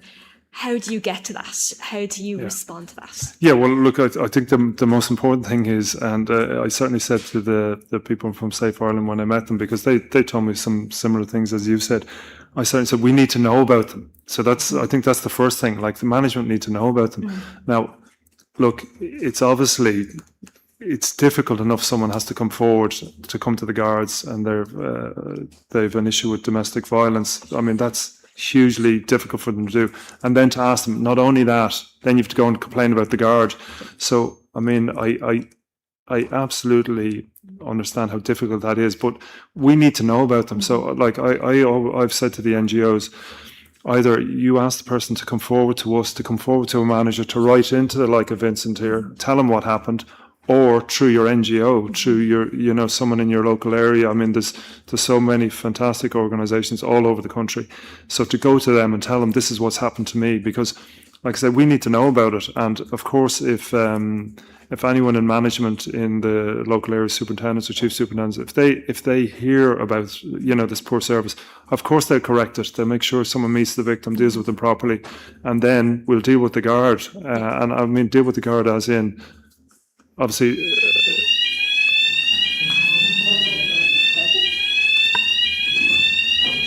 I think we're going to just pause for.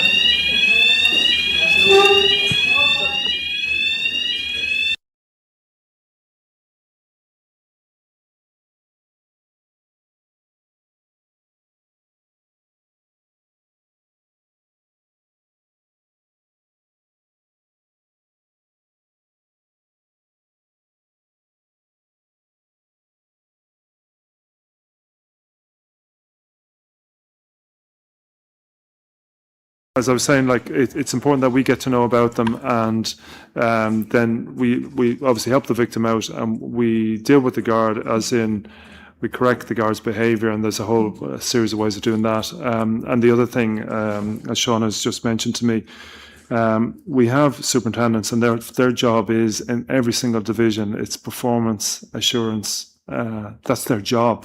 So if there's an NGO and they're in a particular area, they should certainly, I would say to them, they should make an appointment, come in and see that superintendent and say, listen, we're seeing a trend in our area, wherever it is, and this is what's actually happening. Because, like I say, we certainly need to pick up things ourselves. Of course, we need our own internal systems to pick things up, and we have ways of doing that. We certainly have ways of doing that. But I think if there's members of the public, it's not just in domestic violence, it's in anything, any poor performance.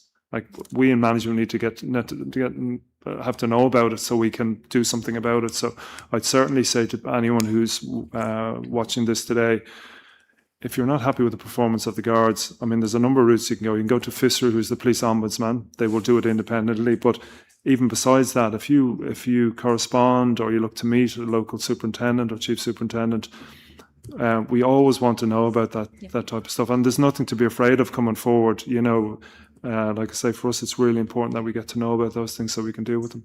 I think that's very encouraging and reassuring to hear, Commissioner. I think that for a lot of victims, that idea of alongside their complaint, having to contend with making a complaint can be very daunting. So providing space or latitude where feedback is facilitated is obviously really encouraging, because feedback we did receive was there was an element of, or felt element, that diplomacy or plumbosing had to be brought along, because at the end of the day, people are in a process where they need to realise an outcome.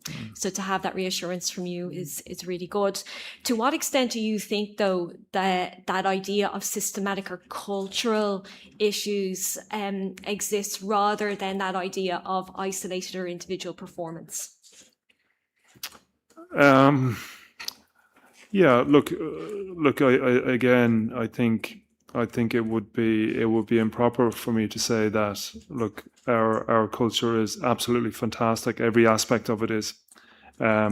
I mean, there's so many positive aspects of, I would say, the culture of our organisation. So many.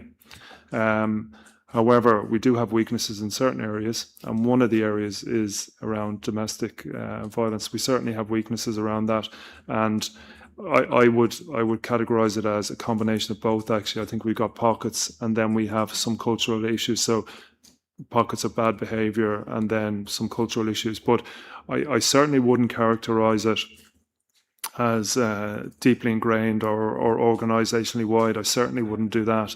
But like I said just a few minutes ago, I mean, this is an ongoing process for us. And I think, I mean, Colm just spoke earlier there. I mean, when you think every new guard coming out having that amount of training, so we should certainly see, you know, as all these new people are coming out, we've like nearly 200 new people coming out.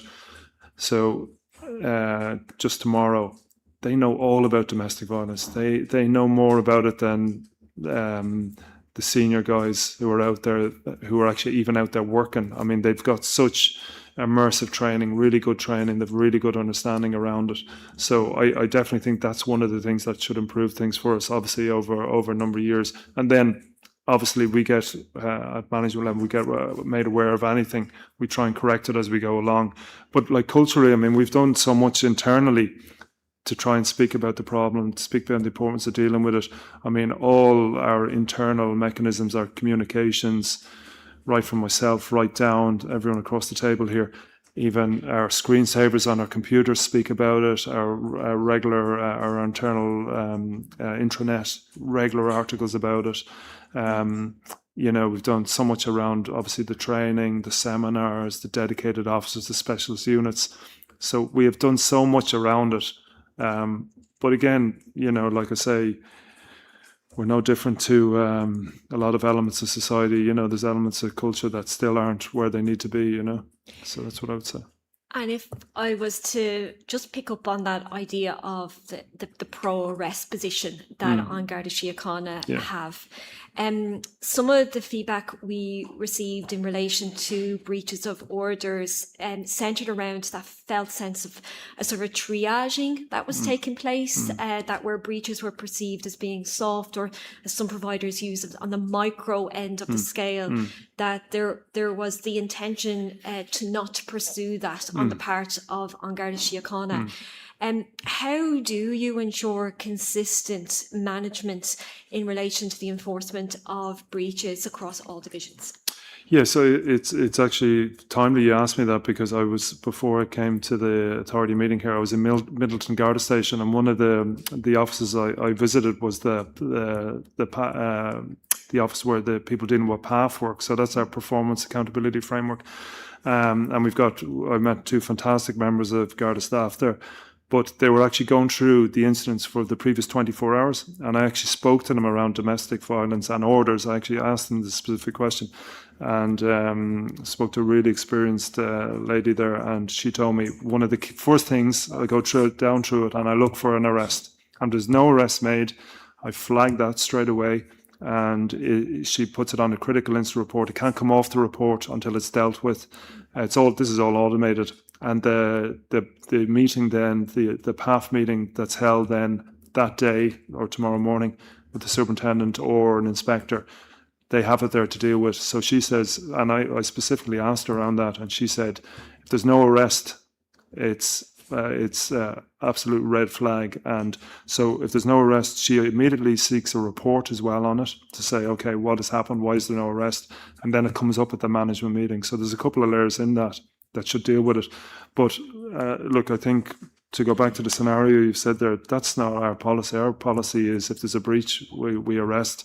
Now, of course, I certainly wouldn't say there's nuances to it, but I mean, obviously when the guards go, they respond to it. If there's a breach, they should arrest.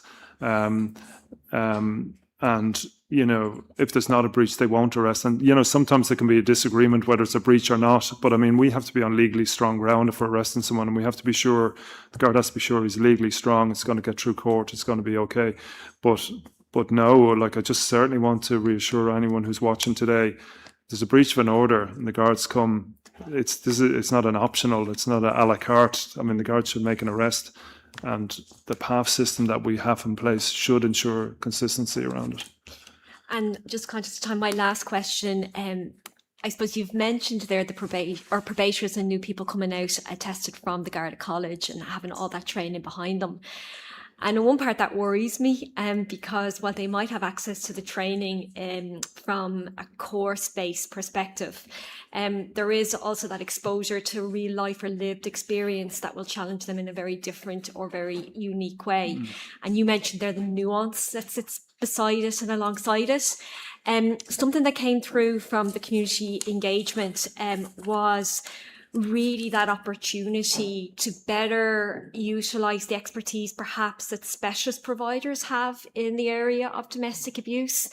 And I'm interested from the point of on Garda Síochána how you might perceive partnerships with domestic violence specialists to strengthen the victim response in that area.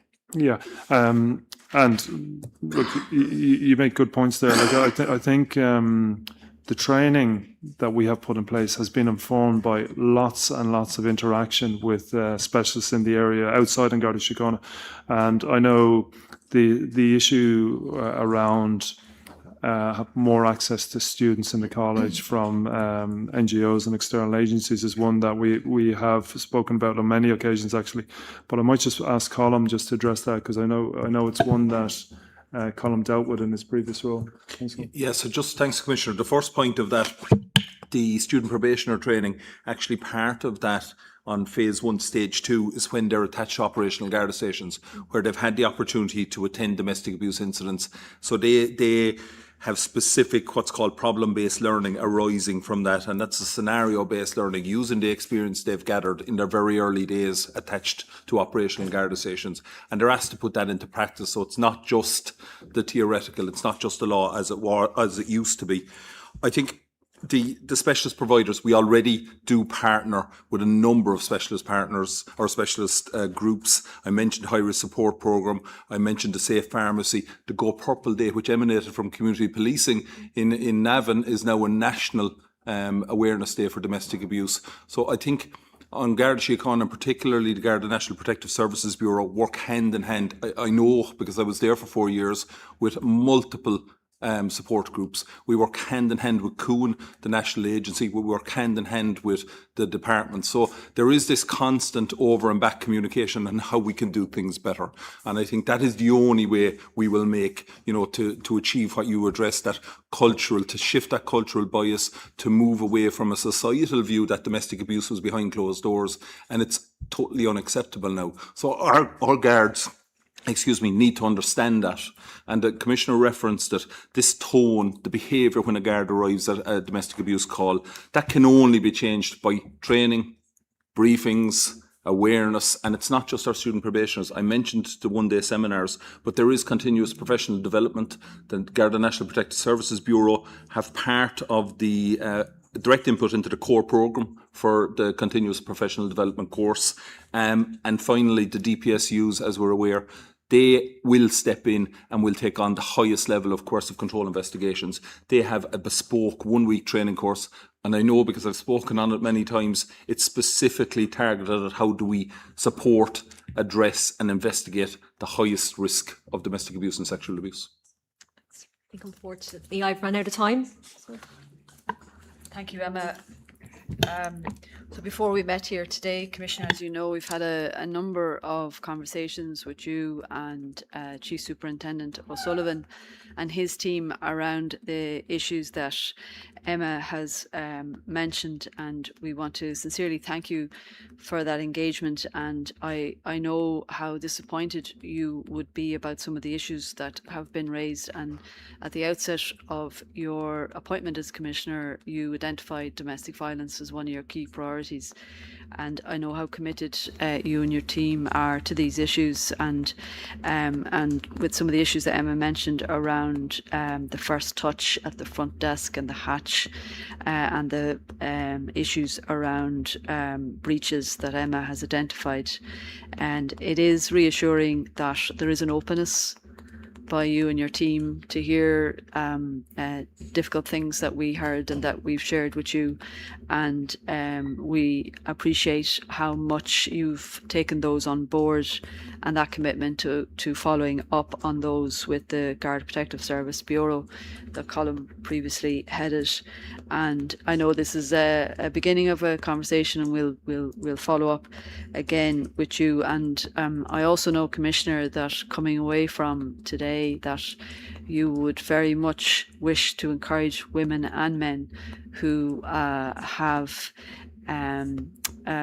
domestic violence in their lives, that they would feel confident to come forward to An Garda Síochána, and nothing that they have heard today should dissuade them about the commitment of An Garda Síochána to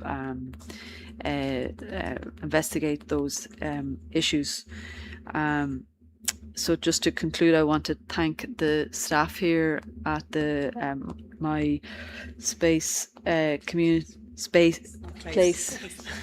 Place Community Centre, and we look forward to following up with you regarding Commissioner Gunn's review on the lessons learned on the protests. So thank you for coming into the community here in Cork today, and that concludes our meeting, and our next engagement with you is at the end of May. Thank you.